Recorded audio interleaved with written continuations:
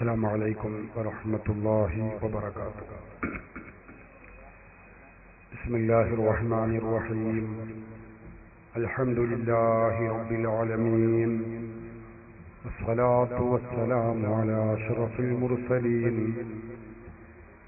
الحمد لله نحمده ونستعينه ونؤمن به ونتوكل عليه ونعوذ بالله من شرور أنفسنا ومن سيئات أعمالنا.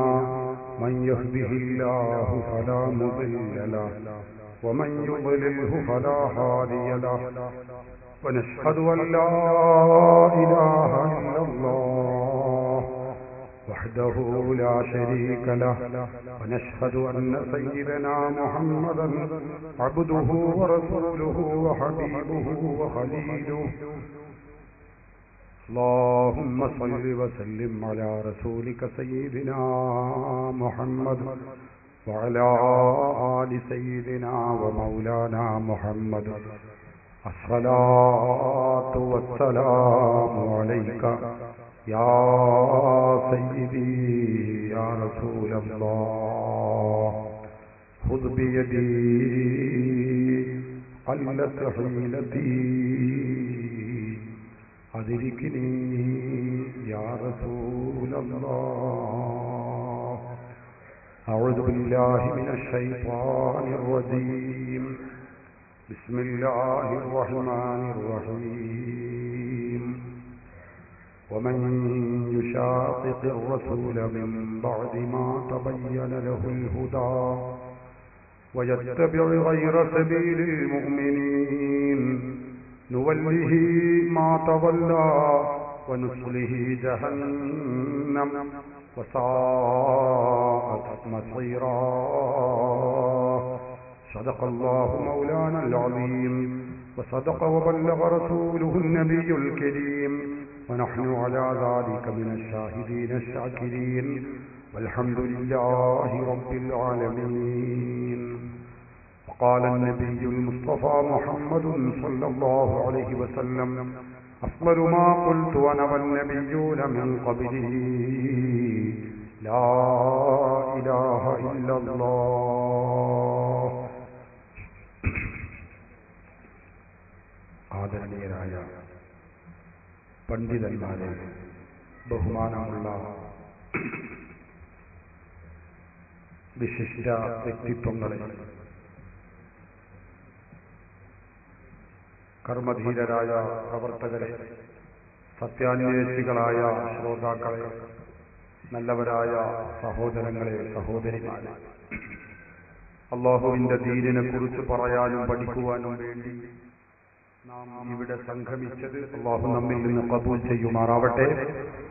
ആഖിറത്തിൽ ഉപകരിക്കുന്ന പ്രവർത്തനങ്ങളിൽ അല്ലാഹു ഇതിനെയും ഉൾപ്പെടുത്തി നമ്മെ അനുഗ്രഹിക്കുമാറാവട്ടെ. നമ്മുടെയും നമ്മുടെ മാതാപിതാക്കൾ, ഉസ്താദുമാർ, ഭാര്യമാർ, സന്താനങ്ങൾ, കുടുംബങ്ങൾ, ബന്ധുമിത്രാദികൾ, നമ്മെ സ്നേഹിക്കുന്നവർ, സഹായിക്കുന്നവർ, നമുക്ക് ഭക്ഷണം നൽകിയവർ, നമ്മുടെ അഭ്യുദയകാംക്ഷികൾ, എല്ലാവരുടെയും ദോഷങ്ങൾ അല്ലാഹു പുറത്തു തരുമാറാവട്ടെ. അവരുടെയും നമ്മുടെയും പ്രയാസങ്ങളെ അല്ലാഹു ദൂരീകരിക്കുമാറാവട്ടെ. വിഷമങ്ങളെ അകറ്റിത്തരുമാറാവട്ടെ. നമ്മെയും അവരെയും നമ്മിൽ നിന്ന് മരണപ്പെട്ടു പോയവരെയും നാളെ ജന്നാത്തുൽ നഈമിൽ ഒരുമിച്ച് കൂട്ടി അനുഗ്രഹിക്കുമാറാവട്ടെ. ആമീൻ. സഹോദരങ്ങളെ, ഇവിടെ ഇങ്ങനെ ഒരു പരിപാടിയുടെ പശ്ചാത്തലവും സാഹചര്യവും ഒക്കെ നാം മനസ്സിലാക്കിയത് കൊണ്ട് അതിലേക്കൊന്നും ഞാൻ കടക്കുന്നില്ല. നാം ഒക്കെ മുസ്ലിങ്ങളാണ്. ഇസ്ലാം മതത്തിന്റെ അനുയായികൾക്കാണ് മുസ്ലിങ്ങൾ എന്ന് പറയുന്നത്. ലോകത്ത് ഒട്ടനേകം പ്രത്യയശാസ്ത്രങ്ങളും ഇസങ്ങളും മതങ്ങളും ഉണ്ടെങ്കിൽ തന്നെയും അല്ലാഹു സ്വീകരിക്കുന്ന ഏക മതം ഇസ്ലാമാണ് എന്ന കാര്യത്തിൽ നമുക്കാർക്കും സംശയമില്ല. ഇന്ന ദീന ഇൻദല്ലാഹി ഇസ്ലാം. അല്ലാഹു സ്വീകരിക്കുന്ന മതം ഇസ്ലാം മാത്രമേ ഉള്ളൂ. മറ്റൊരായത്തിൽ അല്ലാഹു പറഞ്ഞത് വമൻ യബ്തഗി ഗൈറൽ ഇസ്ലാമി ദീനൻ ഫലൻ യുഖ്ബല മിൻഹു. ഇസ്ലാമേതര ആശയത്തെ ഒരാൾ മതമായി സ്വീകരിച്ചാൽ, മതമായി പുൽകിയാൽ അത് അവരിൽ നിന്ന് സ്വീകരിക്കപ്പെടുകയില്ലെന്ന് മാത്രമല്ല വഹുവ ഫിൽ ആഖിറതി മിനൽ ഖാസിരീൻ, പാരത്രിക ലോകത്ത് അവൻ പരാജിതരിൽ പെട്ടുപോകുമെന്ന് അള്ളാഹുവിന്റെ ഖുർആൻ നമ്മെ പഠിപ്പിച്ചതാണ്. അള്ളാഹു നമ്മയൊക്കെ കാത്തുരക്ഷിക്കുമാറാവട്ടെ. ഈ വസ്തുത നമുക്കെല്ലാവർക്കും അറിയുന്നതുമാണ്. നേരത്തെ ഇവിടെ സൂചിപ്പിക്കപ്പെട്ടതുപോലെ ഈ ഇസ്ലാമിക ആശയങ്ങൾ ഏതാണ് എന്ന കാര്യത്തിലാണ് ഇസ്ലാമിക പ്രസ്ഥാനങ്ങൾക്കിടയിൽ തർക്കമുള്ളത്. ഓരോ വിഭാഗം ആളുകളും അവകാശപ്പെടുന്നത് ഞങ്ങളാണ് ഈ യഥാർത്ഥ ഇസ്ലാമിന്റെ ആളുകൾ എന്നാണ്. ഞാനതിലേക്ക് വിശദമായി ഇറങ്ങി വരുന്നില്ല. ഇത് സംബന്ധമായി അള്ളാഹുവിന്റെ പ്രവാചകർ ഹബീബ് മുഹമ്മദ് റസൂലുള്ളാഹി സ്വല്ലല്ലാഹു അലൈഹി വസല്ലമ തങ്ങൾ പഠിപ്പിച്ച ഒരു ഹദീസ് ഞാൻ നിങ്ങളെ ശ്രദ്ധയിൽപ്പെടുത്തുകയാണ്. നമുക്കൊക്കെ പരിചിതമായ വചനമാണ്. അവിടെ നിന്ന് പറഞ്ഞു,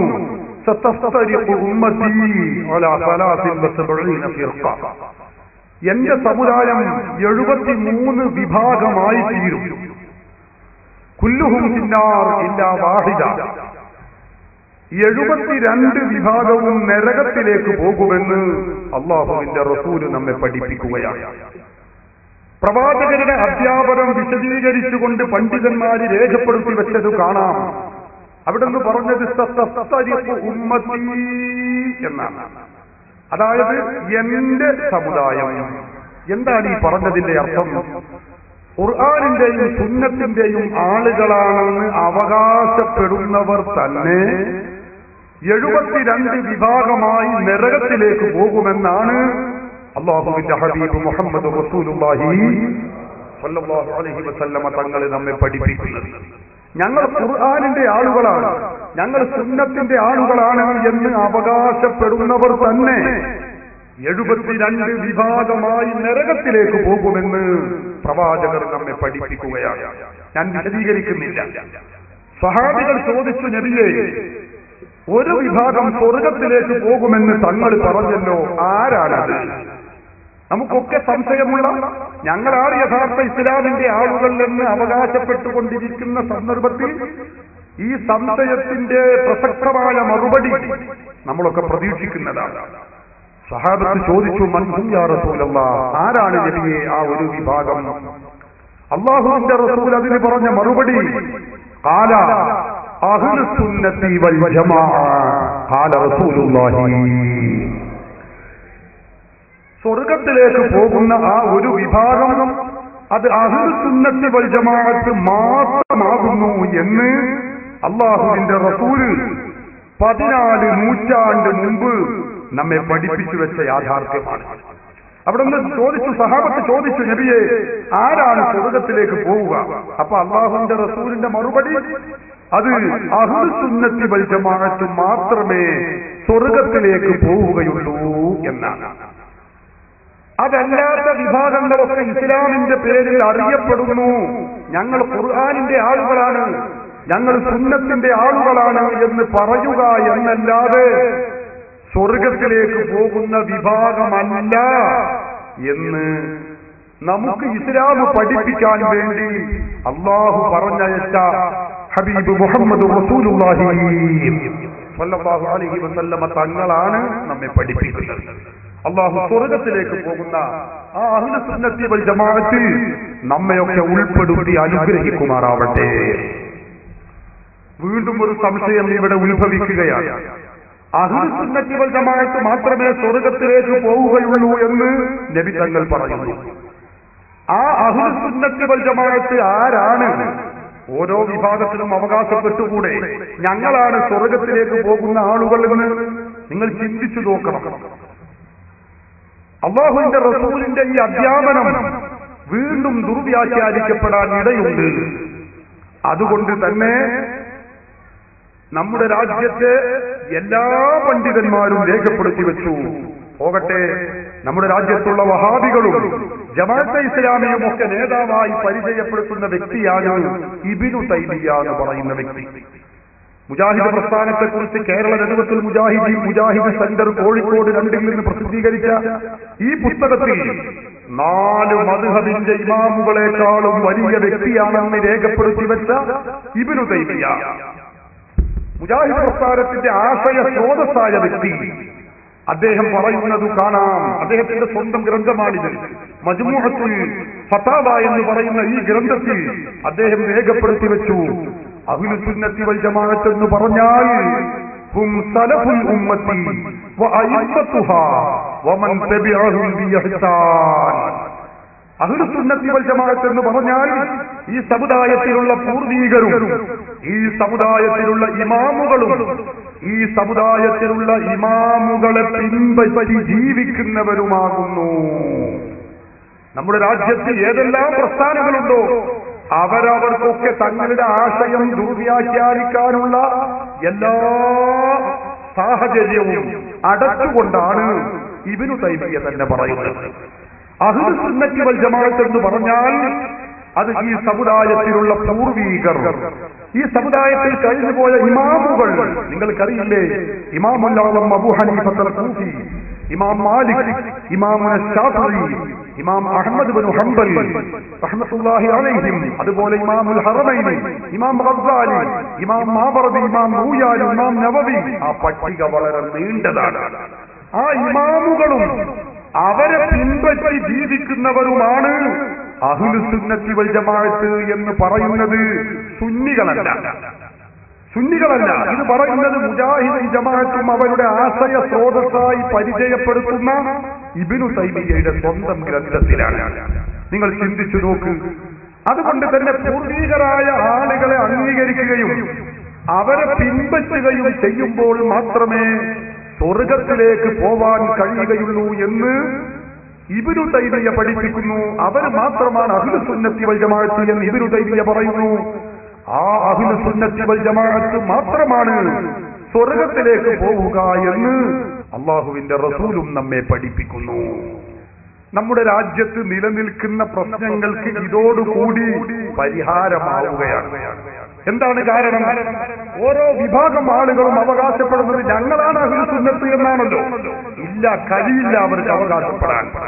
നമ്മുടെ രാജ്യത്ത് അഹ്ലുസ് സുന്നത്തി വൽ ജമാഅത്ത് എന്ന പേര് അല്ലെങ്കിൽ ആ ആശയം ഞങ്ങളുടെ കൈവശമാണെന്ന് അവകാശപ്പെടാൻ നമ്മുടെ രാജ്യത്തുള്ള മുജാഹിദുകൾക്കോ ജമാഅത്തെ ഇസ്ലാമിക്കോ അല്ലെങ്കിൽ പൂർവിക പണ്ഡിത മഹത്തുക്കളെയും തള്ളി മാറ്റി ഇവിടെ പ്രവർത്തിച്ചുകൊണ്ടിരിക്കുന്ന മറ്റ് വിധവികൾക്കോ ഒരിക്കലും കഴിയുകയില്ല എന്നത് യാഥാർത്ഥ്യമാണ്. കാരണം പൂർവികരെയും ഇമാമുകളെയും പിൻപറ്റി ജീവിക്കുന്നവരാണ് അഹ്ലുസ് സുന്നത്തി വൽ ജമാഅത്ത്. നമ്മുടെ രാജ്യത്തുള്ള ജമാഅത്തെ ഇസ്ലാമി പ്രസ്ഥാനം രൂപീകരിക്കുന്ന സാഹചര്യത്തിൽ അതിന്റെ സ്ഥാപകൻ അബുൽ അഅ്ല മൗദൂദി പ്രഥമ കൺവെൻഷനിൽ വെച്ച് തന്നെ പറഞ്ഞത് എന്താണെന്നറിയുമോ? പാരമ്പര്യമാകുന്ന മാലയെ എന്റെ കഴുത്തിൽ നിന്ന് ഞാനിതാ പൊട്ടിച്ചു വലിച്ചെറിഞ്ഞിരിക്കുന്നു. ഇന്നു മുതൽ ഞാനൊരു പുതുമുസ്ലിമാകുന്നു എന്നാണ്. ഇത് പറഞ്ഞ ജമാഅത്തെ ഇസ്ലാമിക്ക് ഞങ്ങൾ ഇമാമുകളെയും പൂർവികരെയും പിൻപറ്റുന്നു എന്ന് പറയാൻ കഴിയില്ല. നമ്മുടെ രാജ്യത്തെ മുജാഹിദുകളോ മുജാഹിദ് പ്രസ്ഥാനം പ്രവർത്തിക്കുന്നത് തന്നെ നമുക്കറിയാം. പൂർവീകരെയും ഇമാമുകളെയും അവർ പഠിപ്പിച്ച ആശയങ്ങളെയും തള്ളാൻ വേണ്ടിയാണ്. ഞാനിത് ആരോടെങ്കിലുമുള്ള ഈർഷ്യത കൊണ്ടോ രാജ്യത്ത് വിദ്വേഷമുണ്ടാക്കാനുള്ള താല്പര്യം കൊണ്ടോ പറയുന്നതല്ല. നിങ്ങളെല്ലാവരും വളരെ നിഷ്പക്ഷമായി സഹോദര ബുദ്ധിയാ നാം ചിന്തിക്കാൻ വേണ്ടി ഓർമ്മപ്പെടുത്തുകയാണ്. മുജാഹിദ് പ്രസ്ഥാനവും അവർ പഠിപ്പിക്കുന്ന ഏതെല്ലാം ആശയങ്ങളുണ്ടോ ആ ആശയങ്ങൾ മുഴുവനും പൂർവീകരെയും അതുപോലെ മഹത്തുക്കളുടെയും അവരുടെ പാതയിൽ നിന്ന് വ്യതിചലിച്ചതാണെന്ന് നമുക്ക് കണ്ടെത്താൻ കഴിയും. ഇത് മുജാഹിദ് പ്രസ്ഥാനത്തിന്റെ പണ്ഡിത സഭയുടെ സംസ്ഥാന വൈസ് പ്രസിഡന്റ് എഴുതിയ പുസ്തകമാണ്. ഇതിന്റെ പേര് ഗൾഫ് സലഫിസവും മുജാഹിദ് പ്രസ്ഥാനവും എന്നാണ്. ഈ പുസ്തകത്തിന്റെ ആമുഖത്തിൽ മുജാഹിദ് പണ്ഡിത സഭയുടെ നേതാവ് എഴുതി വെക്കുകയാണ്. അദ്ദേഹം പറഞ്ഞു, കേരളത്തിലെ ഇസ്ലാഹി പ്രസ്ഥാനത്തോട്, അതായത് മുജാഹിദ് പ്രസ്ഥാനത്തോട് ലക്ഷ്യത്തിലും മാർഗത്തിലും പൂർണ്ണമായി യോജിപ്പുള്ള ഒരൊറ്റ സംഘടന മറ്റെവിടെയെങ്കിലും ഉള്ളതായി നമുക്കറിയുകയില്ല. എന്താ പറഞ്ഞത്? ലോകത്ത് 100 കോടിയിലധികം വരുന്ന വിശ്വാസികളുണ്ട്. 100 കോടി. മുജാഹിദ് പണ്ഡിത സഭയുടെ നേതാവ് പറയുന്നത് എന്താണ്? സംഗതി ലോകത്ത് 100 കോടിയിലധികം വരുന്ന വിശ്വാസികൾ ഉണ്ടെങ്കിലും കേരളത്തിലെ മുജാഹിദ് പ്രസ്ഥാനത്തോട് ലക്ഷ്യത്തിലും മാർഗത്തിലും യോജിപ്പുള്ള ഒരൊറ്റ സംഘടന മറ്റെവിടെയെങ്കിലും ഉള്ളതായി ഞങ്ങൾക്കറിയുകയില്ല എന്ന് പറഞ്ഞാൽ കേരളത്തിലെ മുജാഹിദ് പ്രസ്ഥാനം എന്ന് പറയുന്ന ഈ പ്രസ്ഥാനം അത് ലോകത്തുള്ള ഇസ്ലാമുമായി, ഇസ്ലാമിക സംഘടനകളുമായി ലക്ഷ്യത്തിലും മാർഗത്തിലും യാതൊരു നിലക്കും ബന്ധമില്ല എന്ന് പറയുന്നത് മുജാഹിദ് പ്രസ്ഥാനത്തിന്റെ പണ്ഡിത സഭയുടെ സംസ്ഥാന vice president MI Muhammad Ali സുല്ലമിയാണ്. സഹോദരങ്ങളെ, കഴിഞ്ഞ 85 വർഷക്കാലം അഹ്ലുസുന്നയുടെ ഉലമാക്കൾ പറഞ്ഞിരുന്നതും ഇത് തന്നെയല്ലേ? ഇവർ ഈ പറയുന്നത് പൂർവീക മുസ്ലിമീങ്ങൾ പഠിപ്പിച്ച ആശയമല്ല, അത് ഇസ്ലാമിന്റെ ശരിയായ ആശയമല്ല എന്ന് പറയാനുള്ള കാരണം അത് തന്നെയായി. പക്ഷേ ഇപ്പൊ മുജാഹിദുകൾ രണ്ടായി പിളർന്നപ്പോ മറ്റു ചില കാര്യങ്ങൾ പറയുന്നതിനിടയ്ക്ക് ഈ യാഥാർത്ഥ്യം അവർക്ക് പറയേണ്ടി വന്നു എന്നതാണ് സത്യം. ഞങ്ങളും പറയുന്നത് അതാണ്. ഈ പ്രസ്ഥാനങ്ങൾക്ക് പൂർവീകരായ മുസ്ലിമീങ്ങൾ നേരത്തെ ഇവിടെ വിശദീകരിച്ചത് കൊണ്ട് ഞാൻ അതിലേക്ക് പ്രവേശിക്കുന്നില്ല. അല്ലാഹുവിന്റെ ഖുർആൻ നമ്മളെ പഠിപ്പിച്ചല്ലോ, നേരായ ഇസ്ലാം എന്ന് പറഞ്ഞാൽ സിറാത്തുൽ ലദീന അൻഅംത അലൈഹിം ഗൈറിൽ മഗ്ദൂബി അലൈഹിം വലദ്ദാല്ലീൻ. നേരായ ഇസ്ലാം എന്ന് പറഞ്ഞാൽ അല്ലാഹു അനുഗ്രഹിച്ച മഹായിമാക്കളുടെ മാർഗമാണ്, മഹത്തുക്കളുടെ ആശയമാണ്. ഈ ആദർശം, അവർ പഠിപ്പിച്ച വിശ്വാസം, അവർ പഠിപ്പിച്ച ആചാരങ്ങൾ, അവർ പഠിപ്പിച്ച കർമ്മങ്ങൾ, അതാണ് ശരിയായ ഇസ്ലാം, അതാണ് അഹ്ലുസുന്നത്തി വൽ ജമാഅത്ത്. ആ 14 നൂറ്റാണ്ടിന്റെ പാരമ്പര്യമുള്ള ആശയങ്ങൾ സഹോദരങ്ങളെ, സ്വഹാബത്ത്, താബിഉകൾ, അവിടെ നിങ്ങോട്ട് പോന്ന് 13.5 നൂറ്റാണ്ടിന്റെ പഴക്കമുള്ള പാരമ്പര്യമുള്ള പൈതൃകമുള്ള മഹിതമായ ആശയങ്ങൾ, അതാണ് ഇസ്ലാം എന്ന് പറയുന്നത്. അല്ലാഹുവിന്റെ ഖുർആൻ നമ്മെ പഠിപ്പിച്ചത് നമുക്ക് കാണാം. വമൻ യുശാഖിഖി റസൂല മിൻ ബഅദി മാ തബയ്യന ലഹുൽ ഹുദാ വയത്തബിഉ ഗൈറ സബീലിൽ മുഅ്മിനീൻ. സത്യം വെളിവായ ശേഷം പ്രവാചകരോട് ആരെങ്കിലും എതിര് നിന്നാൽ വയത്തബിഉ ഗൈറ സബീലിൽ മുഅ്മിനീൻ, മുഅ്മിനീങ്ങളുടെ മാർഗമല്ലാത്ത മാർഗത്തെ ഒരാൾ പിൻപറ്റുകയും ചെയ്താൽ, അതെ, ഇതുവരെയും വിശ്വാസികൾ 13 നൂറ്റാണ്ട് കാലം നിലനിന്നു വന്ന ആദർശങ്ങളുണ്ടല്ലോ, അതിനെ കൈയൊഴിക്കുകയും ചെയ്താൽ നുവല്ലിഹി മാ തവല്ലാ, അവൻ ഏറ്റെടുത്തതിനെ അവനെ കൊണ്ട് നാം വഹിപ്പിക്കും. വനുസ്ലിഹി ജഹന്നം, അവനെ നാം നരകത്തിലേക്ക് പ്രവേശിപ്പിക്കുമെന്ന് അല്ലാഹുവിന്റെ ഖുർആൻ നമ്മെ പഠിപ്പിക്കുകയാണ്. നിങ്ങൾ നോക്ക്, 13.5 നൂറ്റാണ്ട് പൂർവീക മുസ്ലിമീങ്ങൾ നിലനിന്നു വന്ന മാർഗത്തെ കൈയൊഴിഞ്ഞാൽ അവൻ നരകത്തിലേക്ക് പോകേണ്ടി വരുമെന്ന് അല്ലാഹുവിന്റെ ഖുർആൻ നമ്മെ പഠിപ്പിക്കുകയാണ്. അല്ലാഹു നമ്മയൊക്കെ കാത്തുരക്ഷിക്കുമാറാവട്ടെ. പ്രിയപ്പെട്ട സഹോദരങ്ങളെ, ഈ പാരമ്പര്യമായ ആദർശങ്ങൾ, വിശ്വാസങ്ങൾ, ആചാരങ്ങൾ, അതാണ് അഹ്ലുസുന്നത്തി വൽ ജമാഅത്ത് എന്ന് പറയുന്നത്. ഈ പാരമ്പര്യ ഇസ്ലാമിക ആശയങ്ങൾ എടുത്തു പരതുമ്പോൾ നിങ്ങൾ ചിന്തിച്ചു നോക്ക്, അഹ്ലുസുന്നത്തി വൽ ജമാഅത്തും അല്ലാത്തവരും തമ്മിൽ തർക്കമുള്ള വിഷയങ്ങൾ, സുന്നികളും ബിദഅത്തുകളും തമ്മിൽ തർക്കമുള്ള വിഷയങ്ങൾ ഓരോന്നെടുത്ത് പരിശോധിച്ചാലും 13 നൂറ്റാണ്ടിന്റെ പാരമ്പര്യം, 14 നൂറ്റാണ്ടിന്റെ പാരമ്പര്യം സുന്നികളോട് കൂടെയാണെന്ന് നമുക്ക് കണ്ടെത്താൻ കഴിയും. ഞാൻ എന്റെ വിശദാംശങ്ങളിലേക്ക് ഇപ്പോൾ ഇറങ്ങുന്നില്ല. തർക്കമുള്ള വിഷയങ്ങളിൽ ഏറ്റവും മർമ്മമാണ് വഫാത്തായ ഹബീബ് മുഹമ്മദ് റസൂലുള്ളാഹി സ്വല്ലല്ലാഹു അലൈഹി വസല്ലമ തങ്ങളെ വിളിക്കാൻ പറ്റുമോ ഇല്ലയോ എന്ന കാര്യം. നബി സ്വല്ലല്ലാഹു അലൈഹി വസല്ലമ തങ്ങളെ വിളിച്ചാൽ അവൻ കാഫിറാണ്, മുശ്രിക്കാണ്, ഇസ്ലാമിൽ നിന്ന് പുറത്തു പോയവനാണ് എന്നാണ് നമ്മുടെ രാജ്യത്തുള്ള ബിദഅകൾ പറയുന്നത്. ഇൻഷാ അല്ലാഹ് ഞാൻ സ്ക്രീൻ മുഖേന നിങ്ങൾക്ക് അതൊക്കെ കാണിച്ചു തരുന്നുണ്ട്.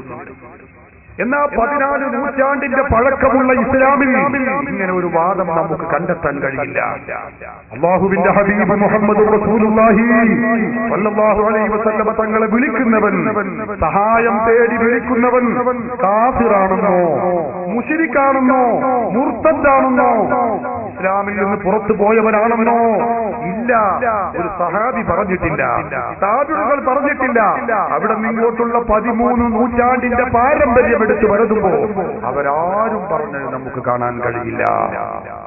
സഹോദരങ്ങളെ, ഇനി നിങ്ങൾ നോക്ക്, 13 നൂറ്റാണ്ടിന്റെ പാരമ്പര്യം എടുത്തു വരുമ്പോ നബിയും സഹാബത്തും താബിഈകളും ഒക്കെ വെള്ളിയാഴ്ച നിർവഹിക്കുന്ന ജുമുഅ ഖുത്ബ നമുക്കറിയാം, അറബി ഭാഷയിൽ മാത്രമാണ് നിർവഹിച്ചിട്ടുള്ളത്. അതല്ലാത്ത ഒരു ചരിത്രം നമുക്ക് കണ്ടെത്താൻ കഴിയില്ല. തുർക്കി റിപ്പബ്ലിക്കിന്റെ പ്രസിഡന്റായി 1924 രംഗത്ത് വന്ന മുസ്തഫ കമാൽ പാഷ എന്ന് പറയുന്ന ഒരു വ്യക്തിയുണ്ട്. തുർക്കിയിലെ ഇസ്ലാമിക സംസ്കാരങ്ങൾ മുഴുവനും നശിപ്പിക്കുകയും അവിടെ ഇസ്ലാമിക സംസ്കാരങ്ങൾ ഇല്ലായ്മ ചെയ്യാൻ വേണ്ടി കഠിനാധ്വാനം ചെയ്യുകയും ചെയ്ത മുസ്തഫ കമാൽ പാഷ, അദ്ദേഹം തുർക്കിയുടെ പ്രസിഡന്റായി രംഗത്ത് വന്നപ്പോ അദ്ദേഹം പറഞ്ഞു, ഇനി മുതൽ നിസ്കാരം അത് തുർക്കി ഭാഷയിലായിരിക്കണം, ബാങ്ക് തുർക്കി ഭാഷയിലായിരിക്കണം, ഖുതുബ തുർക്കി ഭാഷയിലായിരിക്കണം, ദിക്റുകൾ തുർക്കി ഭാഷയിലായിരിക്കണം. ഇതല്ലാതെ ഇസ്ലാമിക ലോകത്ത് ഇങ്ങനെ ഒരു അഭിപ്രായം അറബിയല്ലാത്ത ഭാഷയിൽ ഖുതുബ നിർവഹിക്കപ്പെടണമെന്ന് പറയുന്ന ഒരു വാദഗതി ഉണ്ടായിട്ടില്ല, ഒരു പാരമ്പര്യമില്ല. കേരളത്തിൽ നിങ്ങൾക്കറിയില്ലേ, മുജാഹിദ് പ്രസ്ഥാനം ഉണ്ടാക്കിയ വ്യക്തി KM മൗലവിയാണ്. അദ്ദേഹം എഴുതിയ പുസ്തകമാണിത്, ജുമുഅ ഖുതുബ എന്ന് പറയുന്ന പുസ്തകം. ഈ പുസ്തകത്തിന്റെ 23-ാമത്തെ പേജിൽ അദ്ദേഹം തന്നെ രേഖപ്പെടുത്തി വെച്ചത് കാണാം. പ്രവാചകരോ സഹാബികളോ താബിഈകളോ താബിഈകളോ ആകുന്ന സച്ചരിതരായ പൂർവീകരാരും അറബിയല്ലാത്ത ഭാഷയിൽ ഖുതുബ നിർവഹിച്ചിട്ടില്ല. അദ്ദേഹം ഒരു യാഥാർത്ഥ്യം വെട്ടിത്തുറന്ന് പറയുകയാണ്, പൂർവീകരുടെ പാരമ്പര്യമില്ല. നിങ്ങൾ നോക്ക് സഹോദരങ്ങളെ, മറ്റൊരു വിഷയമാണ് നമുക്കറിയാം, സ്ത്രീകളുടെ ജുമുഅ ജമാഅത്ത്. എന്താണ്? 100ഉം 200ഉം വർഷം പഴക്കമുള്ള പള്ളികൾ നമ്മുടെ രാജ്യങ്ങളിൽ ഉണ്ടായിരിക്കെ തന്നെ നമ്മുടെ രാജ്യത്തുള്ള വിധവികൾ നിങ്ങൾ ചിന്തിച്ചിട്ടില്ലേ, പുതിയ പള്ളികൾ ഉണ്ടാക്കുകയാണ്. എന്തിനു വേണ്ടിയാണത്? അന്യ പുരുഷന്മാർ പങ്കെടുക്കുന്ന ജുമുഅ ജമാഅത്തുകളിലേക്ക് സ്ത്രീകളെ കൂടി വലിച്ചു കൊണ്ടുപോകാൻ വേണ്ടിയാണ് അവർ ഈ പള്ളികൾ ഉണ്ടാക്കുന്നത്. ഞാൻ ചോദിച്ചോട്ടെ, ഇതിന് ഇസ്ലാമിക പാരമ്പര്യമുണ്ടോ? ഇല്ല. 13 നൂറ്റാണ്ടിന്റെ പാരമ്പര്യം നമുക്ക് കണ്ടെത്താൻ കഴിയില്ല. പരിശുദ്ധ ഖുർആൻ ഈ വിഷയത്തെക്കുറിച്ച് നമ്മെ പഠിപ്പിച്ചത് നമുക്കറിയാം, ഞാൻ വിശദീകരിക്കുകയല്ല. മദീനയിൽ മുനാഫിഖുകൾ ഒരു പള്ളി ഉണ്ടാക്കിയതിന്റെ ഉദ്ഘാടനത്തിന് പ്രവാചകരെ ക്ഷണിച്ചപ്പോ അല്ലാഹുവിന്റെ ഖുർആൻ അവതരിക്കുന്നു, ലാ തഖും ഫീഹി അബദാ. നബിയെ, തങ്ങൾ ആ പള്ളിയിൽ നിസ്കരിക്കരുത്. തങ്ങൾ നിസ്കരിക്കേണ്ട പള്ളി ലമസ്ജിദുൻ ഉസ്സിസ അല തഖ്വ മിൻ അവ്വൽ യൗമിൻ അഹഖു അൻ തഖൂമ ഫീഹി. തങ്ങൾ നിസ്കരിക്കേണ്ട പള്ളി തഖ്വയുടെ മേൽ സ്ഥിരമാക്കിയിട്ടുള്ള പള്ളിയുണ്ട്. ആ പള്ളിയാണ് മദീനത്തെ മസ്ജിദ് ഖുബാ ഉണ്ട്. ആ പള്ളിയിലാണ് തങ്ങൾ പോയി നിസ്കരിക്കേണ്ടത്. ആ തഖ്വ പള്ളിയെ തിരിച്ചറിയാനുള്ള അടയാളം എന്താണ്? അല്ലാഹു പഠിപ്പിക്കുന്നു, ഫീഹി റിജാൽ. ആ പള്ളിയിൽ പുരുഷന്മാര് മാത്രമേ ഉള്ളൂ. ആ പള്ളിയിൽ സ്ത്രീകൾക്കൊരു കമ്പാർട്ട്മെന്റ് ഇല്ല. അല്ലാഹുവിന്റെ ഖുർആനാണ് ഈ പഠിപ്പിക്കുന്നത്. സഹോദരങ്ങളെ, ഫീഹി റിജാലുൻ, അവിടെ പുരുഷന്മാര് മാത്രമേ ഉള്ളൂ. ഈ ആയത്ത് വിശദീകരിച്ചുകൊണ്ട് ഖുർആൻ വ്യാഖ്യാതാക്കൾ മുഴുവനും പറഞ്ഞു, എന്തിയെ പുരുഷന്മാരെ മാത്രം പറഞ്ഞത് ആയത്തിൽ? അല്ലാഹു പള്ളിയെ പരാമർശിച്ചിടത്ത് സ്ത്രീകളെ പറഞ്ഞില്ലല്ലോ. എന്താണ് കാരണം? അല്ലാഹു സുബ്ഹാനഹു വ തആല അത് പറയാനുള്ള കാരണം ഖുർആൻ വ്യാഖ്യാതാക്കൾ വിശദീകരിച്ചു. ലിഅന്നഹു ലാ ജുമുഅത അലൽ നിസാഇ, സ്ത്രീകൾക്ക് ജുമുഅ ഇല്ല. വലൽ ജമാഅതു ഫിൽ മസ്ജിദി, പള്ളിയിൽ വെച്ചുള്ള ജമാഅത്തുമില്ല. അതുകൊണ്ടാണ് പള്ളിയെ പരാമർശിച്ചിടത്ത് അല്ലാഹു തആല പുരുഷന്മാരെ മാത്രം പറഞ്ഞത്, സ്ത്രീകളെ പറയാതിരിക്കാനുള്ള കാരണം. നോക്കൂ നിങ്ങൾ, ഇത് ഇന്നും ഇന്നലെയും എഴുതി വെച്ചതല്ല. നൂറ്റാണ്ടുകളുടെ പാരമ്പര്യവും പഴക്കവുമുള്ള ഗ്രന്ഥങ്ങളിൽ ഈ ആശയങ്ങൾ ഒന്നല്ല രണ്ടല്ല ഡസൻ കണക്കിന് തഫ്സീറുകളിൽ നമുക്ക് ഈ വ്യാഖ്യാനങ്ങൾ കണ്ടെത്താൻ കഴിയുന്നു. പാരമ്പര്യമില്ല. ഞാൻ ഒന്നുകൂടി പറഞ്ഞോട്ടെ, കേരളത്തിൽ ഇസ്ലാം എത്തുന്നത് നമുക്കറിയാവുന്നത് പോലെ പ്രവാചകരുടെ കാലത്താണ്, അല്ലെങ്കിൽ സ്വഹാബത്തിന്റെ കാലത്താണ്. നമ്മുടെ കണ്ണൂർ ജില്ലയിലെ മാടായിൽ ഉണ്ടായിരുന്ന പള്ളി ശിലാഫലകത്തിൽ ചരിത്രപരമായി സൂക്ഷിക്കപ്പെട്ടിട്ടുള്ള യാഥാർത്ഥ്യം നമുക്കറിയാം. അവിടെ കൊത്തിവെച്ചിട്ടുണ്ട് സനത ഹംസിൻ മിനൽ ഹിജ്റത്തിൻ നബവിയ്യ. ഹിജ്റ വർഷം 5-ാണ് ഈ പള്ളി ഉണ്ടാക്കപ്പെട്ടത്. അതായത് അല്ലാഹുവിന്റെ റസൂല് വഫാത്താകുന്നതിന്റെ 5 വർഷം മുമ്പാണ് കേരളത്തിൽ ആ പള്ളി അവിടെ സ്ഥാപിക്കപ്പെട്ടിട്ടുള്ളത്. ഞാൻ പറയുന്നത് സ്വഹാബത്തിന്റെ കാലത്ത് സ്വഹാബികൾ പ്രചരിപ്പിച്ച ആ ദീനാണ് നമ്മുടെ കേരളത്തിലുള്ളത്. സഹോദരങ്ങളെ, എന്നാൽ അന്ന് സ്വഹാബത്ത് പള്ളി ഉണ്ടാക്കിയിട്ട് ആ പള്ളിയിലേക്ക് സ്ത്രീകളെ ജുമാഅത്തും ജമാഅത്തിനും കൊണ്ടുപോയിട്ടുണ്ടോ? ഇല്ല. സ്വഹാബത്ത് പ്രചരിപ്പിച്ച ആ ഇസ്ലാമിൽ അങ്ങനെ ഒരു ആശയമില്ല. താബിഈകൾ കൊണ്ടുപോയോ? പോയിട്ടില്ല. 1-ാം നൂറ്റാണ്ടിലും 2-ാം നൂറ്റാണ്ടിലും 3-ാം നൂറ്റാണ്ടിലും കേരളത്തിലും ഉണ്ടായിട്ടില്ല. പോകട്ടെ, 10-ാം നൂറ്റാണ്ടിലുണ്ടായോ? ഉണ്ടായില്ല. 11-ലും 12-ലും 13-ലും ഉണ്ടായിട്ടില്ല. ഞാൻ പറയുകയല്ല, ആരാണിത് പറയുന്നത്?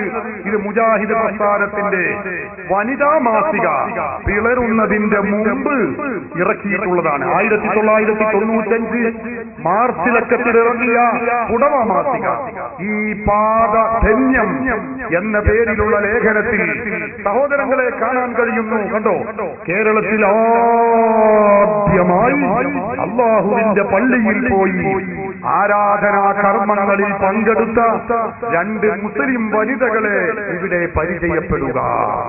ഇത് മുജാഹിദിന്റെ പുസ്തകമാണ് എന്റെ കയ്യിൽ.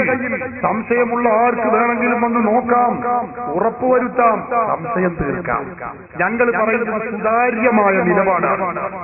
ഇത് തർക്കമുള്ള കാര്യമല്ല. ഇത് മുജാഹിദുകൾ പിളരുന്നതിന് മുമ്പ് പുറത്തിറക്കിയ പുസ്തകമാണ്. ഞങ്ങൾ പറയുന്ന വിഷയങ്ങൾ ഏതും അങ്ങനെയാണ്. ഇതിന്റെ നിലപാട് സുതാര്യമായിരിക്കണം. ആർക്കെങ്കിലും സംശയമുണ്ടെങ്കിൽ, അത് കളവാണെന്ന് വാദമുണ്ടെങ്കിൽ അവർക്ക് ചോദിക്കാൻ വരാം, സംശയം തീർക്കാം. മുജാഹിദ് നേതാവ് ഹുസൈൻ സലഫി പറയാണ്, സുന്നികളുടെ മുഹയ്യദ്ദീൻമാലയിൽ ഇല്ലാത്ത ഒരു കളവ് ഒരു പറഞ്ഞു. അത് പ്രസംഗിച്ചപ്പോ നമ്മുടെ മുഹയ്യദ്ദീൻമാലയിൽ ഉണ്ടെന്ന് പറഞ്ഞിട്ടാണ് മൂപ്പര് പ്രസംഗിച്ചത്. പ്രസംഗിച്ച നേരത്തെ മൂപ്പര് പറയാൻ ജനങ്ങളിത് വളഞ്ഞില്ലേ, കാണിച്ചു കാട്ടണം മുഹയ്യദ്ദീൻമാലയിൽ വന്ന് പറഞ്ഞ് ജനങ്ങൾ വളഞ്ഞു. ഒന്നോണ പറഞ്ഞല്ലേ, കാണിച്ചു കൊടുക്കാൻ കഴിയില്ലല്ലോ. അപ്പൊ മൂപ്പര് പറയാ, എന്നിട്ട് വന്നവര് ഒരാൾ മൈക്ക് ഒരാൾ കൊണ്ടുപോയി, വീട് ഒരാൾ കൊണ്ടുപോയി, അതുപോലെ ആംപ്ലിഫയർ വേറെ ആൾ കൊണ്ടുപോയി, സ്റ്റേജ് വേറൊരാൾ കൊണ്ടുപോയി, ഞാൻ റേഷൻ കടന്റെ ഉള്ളിൽ ഒന്ന് കേൾക്കികളായാലും പറയാൻ. ഇതൊരു സ്ഥലത്തിന് നാട്ടിൽ നിന്ന് നമ്മൾ പ്രസംഗിച്ചപ്പോൾ ഇളകിയ ജനങ്ങള് എന്താ പറഞ്ഞത്, ീമാരിൽ കാണിച്ചതാണെന്ന് പറഞ്ഞിട്ട് വന്ന് സ്റ്റേജൊക്കെ വളഞ്ഞ് മൈക്ക് അവർ കൊണ്ടുപോയി, ആംപ്ലിഫയർ വേറൊരുത്തം കൊണ്ടുപോയി, സ്റ്റാൻഡ് വേറൊരുത്തം കൊണ്ടുപോയി, ഞാൻ റേഷൻ കടയുടെ ഉള്ളിൽ പോയി. അവസാനം അവിടുന്ന് രക്ഷപ്പെട്ടു. കണ്ടോ എങ്ങനെയൊക്കെ രക്ഷപ്പെട്ടു. സുന്നികളെ നാടായതുകൊണ്ടല്ലേ രക്ഷപ്പെട്ടത്, അല്ലെങ്കിൽ രക്ഷപ്പെടും ഭൂമിന്റെ അടിയിൽ പോകൂലേ സഹോദരങ്ങളെ. ഈ ജാതി മോണല്ലേ പറയുന്നത്. ഞങ്ങൾ പറയുന്നത് അങ്ങനെയല്ല. ഞങ്ങൾ പറയുന്നത് സുതാര്യമായ നിലപാടാണ്. ആർക്കും നോക്കാം, സംശയം തീർക്കാം, ഉറപ്പുവരുത്താനാണ്. ഇത് മുജാഹിദിന്റെ പത്രമാണ്. ഞാനതാ പറഞ്ഞത്, പുടവ മാസികയാണ്. അതിൽ അവർ പറയുന്നത് എന്താണ്? കേരളത്തിൽ ആദ്യമായി അല്ലാഹുവിന്റെ പള്ളിയിൽ പോയി ആരാധനാ കർമ്മങ്ങൾ നിർവഹിച്ചത് 2 മുസ്ലിം സ്ത്രീകൾ. ഒന്ന് വെള്ളാറമ്പാറ ഖദീജ കുട്ടിയും മറ്റൊന്ന് PK ആമിനയുമാണ്. ആരാ ഇവർ 2 പേരും? റസൂലുള്ളാഹിന്റെ ഭാര്യ ഖദീജ കുട്ടിയാണോ? ഖദീജ ബീവിയാണോ? ആമിന ബീവിയാണോ? അല്ലേ അല്ല. ഇവർ തന്നെ പറയുന്നു, എന്നാ ഇത് ഉണ്ടായത് തുടങ്ങിയത്? സഹോദരങ്ങളെ, മുജാഹിദ് പ്രസ്ഥാനം കേരളത്തിൽ ഉണ്ടായത് 1920കളിലാണ്. അന്ന് മുജാഹിദുകൾ ഇതാ കുറെ സുന്നത്തുകൾ മൂടപ്പെട്ടിട്ടുണ്ട്, അതുകൊണ്ട് ആ സുന്നത്തുകളെ പുനരുജ്ജീവിപ്പിക്കണം എന്ന് പറഞ്ഞ് പെണ്ണുങ്ങളെ പള്ളിയിലേക്ക് കൊണ്ടുപോകണമെന്ന് അന്ന് വാദിച്ചോ? വാദിച്ചില്ല. 1925 വാദിച്ചോ? വാദിച്ചില്ല. 30 വാദിച്ചോ? ഇല്ല. 35 വാദിച്ചോ? ഇല്ല. 40 വാദിച്ചോ? ഇല്ല. 40കൾക്ക് ശേഷമാണ് സ്ത്രീകളെ പള്ളിയിലേക്ക് കൊണ്ടുപോകണമെന്ന വാദവുമായി രംഗത്ത് വന്നത്. ഇതിന് പൂർവികരുടെയും പാരമ്പര്യത്തിന്റെയും പിന്തുണ ഉണ്ടോ ഇല്ലേ നിങ്ങൾ ചിന്തിച്ചോളി. ഞാൻ വിഷയത്തിലേക്ക് ഇറങ്ങുന്നില്ല. ഇതാ ഞാൻ പറയുന്നത്, തർക്കവിഷയങ്ങൾ ഏതുവരെ ചോദിച്ചോളൂ, ഏതെടുത്താലും അഹ്ലു സുന്നത്തി വൽ ജമാഅത്തിന്റെ കൂടെയാണ് പാരമ്പര്യമെന്ന് നമുക്ക് കണ്ടെത്താൻ കഴിയും. തറാവീഹ് 20 റക്അത്താണ് മുസ്ലിങ്ങൾ നിർവഹിക്കുന്നത്. എന്താ കാരണം? സഹാബികളൊക്കെ പഠിപ്പിച്ച ഇസ്ലാം അങ്ങനെ. ബഹുമാനപ്പെട്ട സയ്യിദുനാ ഉമർ ഇബ്നുൽ ഖത്താബ് റളിയല്ലാഹു അൻഹു കാനൂ യഖൂമൂന അലാ അഹദി ഉമർ ഇബ്നുൽ ഖത്താബ് റളിയല്ലാഹു അൻഹു ബിശ്രീന റക്അത്തൻ വൽ വിത്ർ. ഉമർ റളിയല്ലാഹു അൻഹുവിന്റെ കാലഘട്ടത്തിൽ ഒറ്റയും അതുപോലെ കൊച്ചു സംഘങ്ങളായി നടന്നിരുന്ന ജമാഅത്ത് ഒരു വലിയ ജമാഅത്തായി ഒറ്റ ജമാഅത്തായി നിലനിർത്തിയപ്പോൾ സഹാബികളെല്ലാവരും കാനൂ യഖൂമൂന എന്ന അവരെല്ലാവരും നിസ്കരിക്കാറുണ്ടായിരുന്നത് 20 റക്അത്ത് തറാവീഹും പിന്നെ വിത്റുമായിരുന്നു. സഹാബത്ത് പഠിപ്പിച്ച ഇസ്ലാം അങ്ങനെ. മക്കയിലും മദീനയിലും കഴിഞ്ഞ റമളാനിൽ വരെ ഈ ശൈലിയായിരുന്നു ഉണ്ടായിരുന്നത്. അല്ലേ? എന്തിനധികം മുജാഹിദ് പ്രസ്ഥാനത്തിന്റെ പഴയകാല പ്രസിദ്ധീകരണമാണിത്. കിതാബുൻ അവ്വലു ഫിൽ അമലിയാത്ത്. സുന്നത്ത് നിസ്കാരങ്ങളെ വിശദീകരിച്ചുകൊണ്ട് പറയുന്നത് എന്താ? തറാവീഹ് ഇത് ഇശാഇന്റെ ശേഷമാണ്, പക്ഷേ റമളാനിൽ മാത്രമേ ഉള്ളൂ. ഇത് 20 റക്അത്തുണ്ട്. ഇത് 20 റക്അത്തുണ്ട്. എല്ലാ ഈ 2 റക്അത്തിലും സലാം വീട്ടൽ വാജിബാകുന്നു. നോക്ക് നിങ്ങൾ, മുജാഹിദുകൾ തന്നെ പഴയ കാലത്ത് പഠിപ്പിച്ചത് തറാവീഹ് 20 റക്അത്താണെന്നാണ്. മുസ്ലിങ്ങളുടെ പാരമ്പര്യവും അങ്ങനെയാണ്. പിന്നെ എന്നാണ് മുജാഹിദ് ആഫീസിലേക്ക് എട്ടാക്കിക്കൊണ്ടുള്ള നിർദ്ദേശവുമായി ജിബ്രീൽ ഇറങ്ങിയത് എന്ന് വിശദീകരിക്കേണ്ട ബാധ്യത അത് മുജാഹിദുകൾക്കാണ്. നിങ്ങൾ ചിന്തിച്ചു നോക്കണം. കഴിഞ്ഞോ ഏത് വിഷയം തർക്കമുള്ള, ഞാൻ അതിന്റെ ചർച്ച അതല്ല, പക്ഷെ ഞാനൊരു സൂചന നൽകുകയാണ്. മന്ത്രം അഹ്ലുസുന്നത്തി വൽ ജമാഅത്ത് വിജയികളും തമ്മിൽ തർക്കമുള്ള വിഷയമാണ്. സഹോദരങ്ങളെ, ആ മന്ത്രം സഹാബത്ത് പഠിപ്പിച്ചതാണ്, താബിഈകൾ പഠിപ്പിച്ചതാണ്, താബിഈകൾ പഠിപ്പിച്ചതാണ്. എല്ലാവരും പഠിപ്പിച്ച പൂർവിക ആചാരമാണ്. അവസാനം ഇപ്പോൾ മുജാഹിദുകളും സമ്മതിച്ചുകൊണ്ടിരിക്കുന്നു. ഗൾഫ് തലബിസവും മുജാഹിദ് പ്രസ്ഥാനവും എന്ന ഈ പുസ്തകത്തിൽ ഞാൻ വിശദീകരിക്കുന്നില്ല. മന്ത്രിക്കാമെന്ന് മാത്രമല്ല, വെള്ളത്തിൽ മന്ത്രിച്ചൂതി രോഗിയെ മന്ത്രിക്കാം. അതുപോലെ തന്നെ മന്ത്രിച്ചു ഊതിയതിന് കാശ് വാങ്ങാം, കാശ് ഒരാൾ തരുന്നില്ലെങ്കിൽ ചോദിച്ചു വാങ്ങാം എന്നിവരെ മുജാഹിദുകളാണ് രേഖപ്പെടുത്തി വെക്കുന്നത്. നിങ്ങൾ ചിന്തിക്കണം. ഞാൻ പറയുന്നത് തർക്കമുള്ള വിഷയങ്ങൾ ഏതേത് പരിശോധിച്ചാലും 14 നൂറ്റാണ്ടിന്റെ പാരമ്പര്യം സുന്നികളോട് കൂടെയാണ്. അതുകൊണ്ടാണ് ഞങ്ങൾ പറയുന്നത് അഹ്ലുസുന്നത്തി വൽ ജമാഅത്ത് മാത്രമേ സ്വർഗത്തിലേക്ക് പോവുകയുള്ളൂ. അല്ലാത്തത് ചില ആളുകൾ ധരിച്ചിട്ടുണ്ട്. എന്താ? ഇസ്ലാം എന്ന് പറഞ്ഞ വലിയൊരു പ്രസ്ഥാനമാണ്. അതിൽ ഒരു പാർട്ടി മുജാഹിദ്, ഒരു പാർട്ടി ജമാഅത്ത്, വേറൊന്ന് തബ്ലീഗ്, വേറൊന്ന് ഖാദിയാൻ, ഇങ്ങനെയാണെന്ന് ധരിച്ചിട്ടുണ്ട്. ആ ധാരണ ഞാൻ തിരുത്തുന്നു. ശരിയല്ല, ഒരിക്കലും അത് ശരിയല്ല. സ്വർഗത്തിലേക്ക് പോകുന്ന ഇസ്ലാം അഹ്ലുസുന്നത്തി വൽ ജമാഅത്ത് മാത്രമേ. ചില ആളുകൾ ചോദിക്കും, മുജാഹിദുകൾക്ക് എന്താ കുഴപ്പം? അവർ നിസ്കരിക്കുന്നില്ലേ, താടി വെക്കുന്നില്ലേ, മക്കളെ കഴിക്കുന്നില്ലേ, പള്ളി ഉണ്ടാക്കുന്നില്ലേ? അല്ലാഹുവിന്റെ ഹബീബ് മുഹമ്മദ് റസൂലുള്ളാഹി സ്വല്ലല്ലാഹു അലൈഹി വസല്ലം തങ്ങൾ പഠിപ്പിച്ച ഒരു വചനം സഹോദരങ്ങളെ ഞാൻ നിങ്ങളുടെ ശ്രദ്ധയിൽപ്പെടുത്തുകയാണ്. അവിടുന്ന് പറഞ്ഞു, ലാ യഖ്ബലുല്ലാഹു മിനൽ മുബ്തദിഇ. പുത്തൻ പ്രസ്ഥാനക്കാരനായ വ്യക്തിയിൽ നിന്ന് അല്ലാഹു സ്വീകരിക്കുകയില്ല. അഹ്ലുസുന്നത്തി വൽ ജമാഅത്ത് എന്ന വ്യതിചലിച്ചവരിൽ നിന്ന് അല്ലാഹു സ്വീകരിക്കൂല. സ്വലാത്തൻ, അവന്റെ നിസ്കാരം അല്ലാഹു സ്വീകരിക്കുകയില്ല. അവർ നിസ്കരിക്കൂല എന്നല്ല റസൂൽ പറഞ്ഞത്. പിന്നെന്താ? അവർ നിർവഹിക്കുന്ന നിസ്കാരം അല്ലാഹു സ്വീകരിക്കുകയില്ല. വലാ സകാത്തൻ, അവരുടെ സകാത്ത് അല്ലാഹു സ്വീകരിക്കുകയില്ല. വലാ സിയാമൻ, അവരുടെ നോമ്പ് അല്ലാഹു സ്വീകരിക്കുകയില്ല.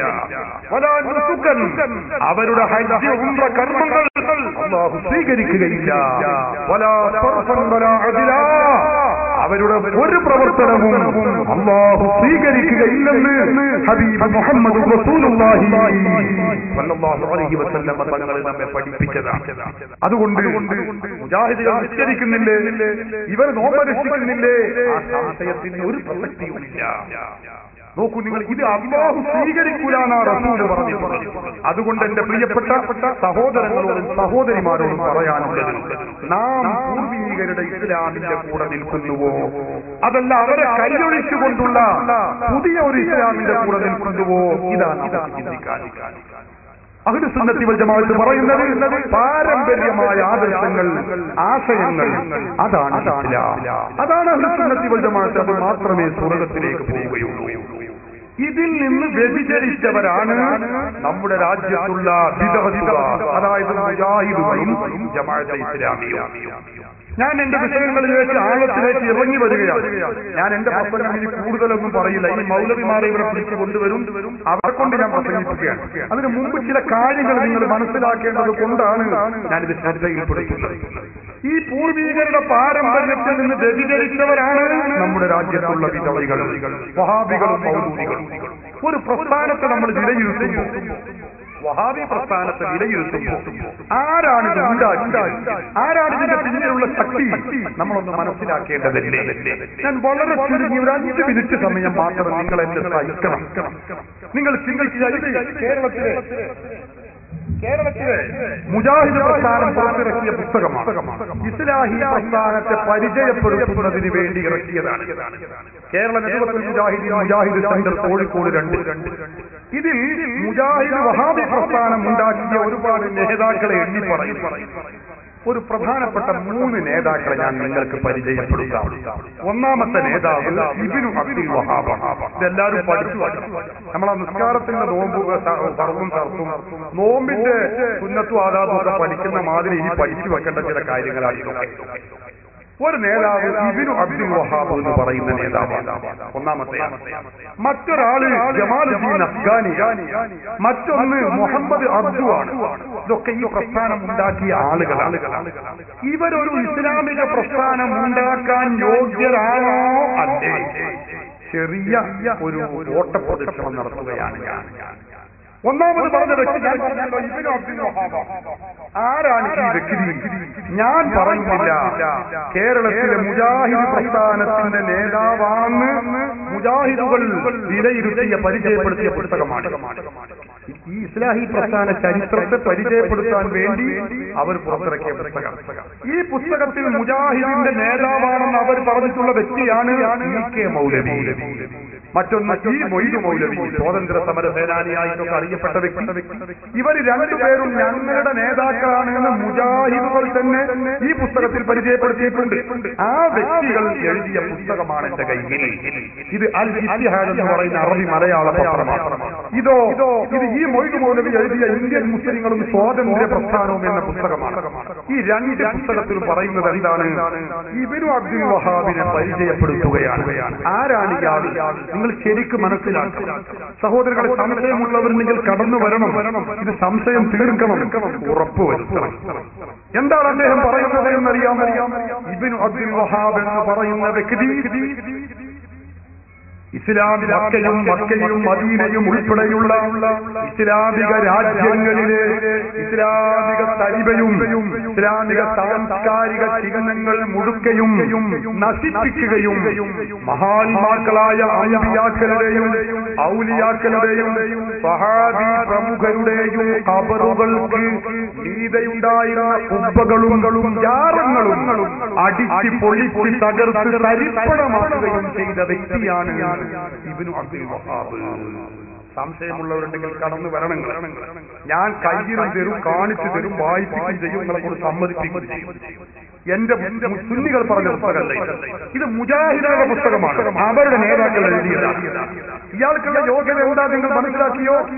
മക്കയിലും മദീനയിലും ഉൾപ്പെടെയുള്ള ഹറമൈനിൽ അവിടെ ഉണ്ടായിരുന്ന ഔലിയാക്കളുടെയും മഹാന്മാക്കളുടെയും ഒക്കെ ഖബറുകളും ജാറങ്ങളും അടിച്ച് പൊളിച്ച് തകർത്ത് തരിപ്പണമാക്കുകയും മാത്രമല്ല ആയിരക്കണക്കായ മുസ്ലിമീങ്ങളെ നിഷ്ഠൂരമായി കൊന്നെടുക്കുകയും ചെയ്ത വ്യക്തിയാണ് ഇബ്നു അബ്ദുൽ വഹാബ്. തന്റെ സൈന്യവും എന്ന് പറയുന്നത് സമസ്തയുടെ ബുക്കിലല്ല, സുന്നികളുടെ പുസ്തകത്തിലല്ല, ശംസുൽ ഉലമ മർഹൂം ഇ.കെ. അബൂബക്കർ മുസ്ലിയാരല്ല, ശൈഖുനാ കാന്തപുരം ഉസ്താദ് അല്ല.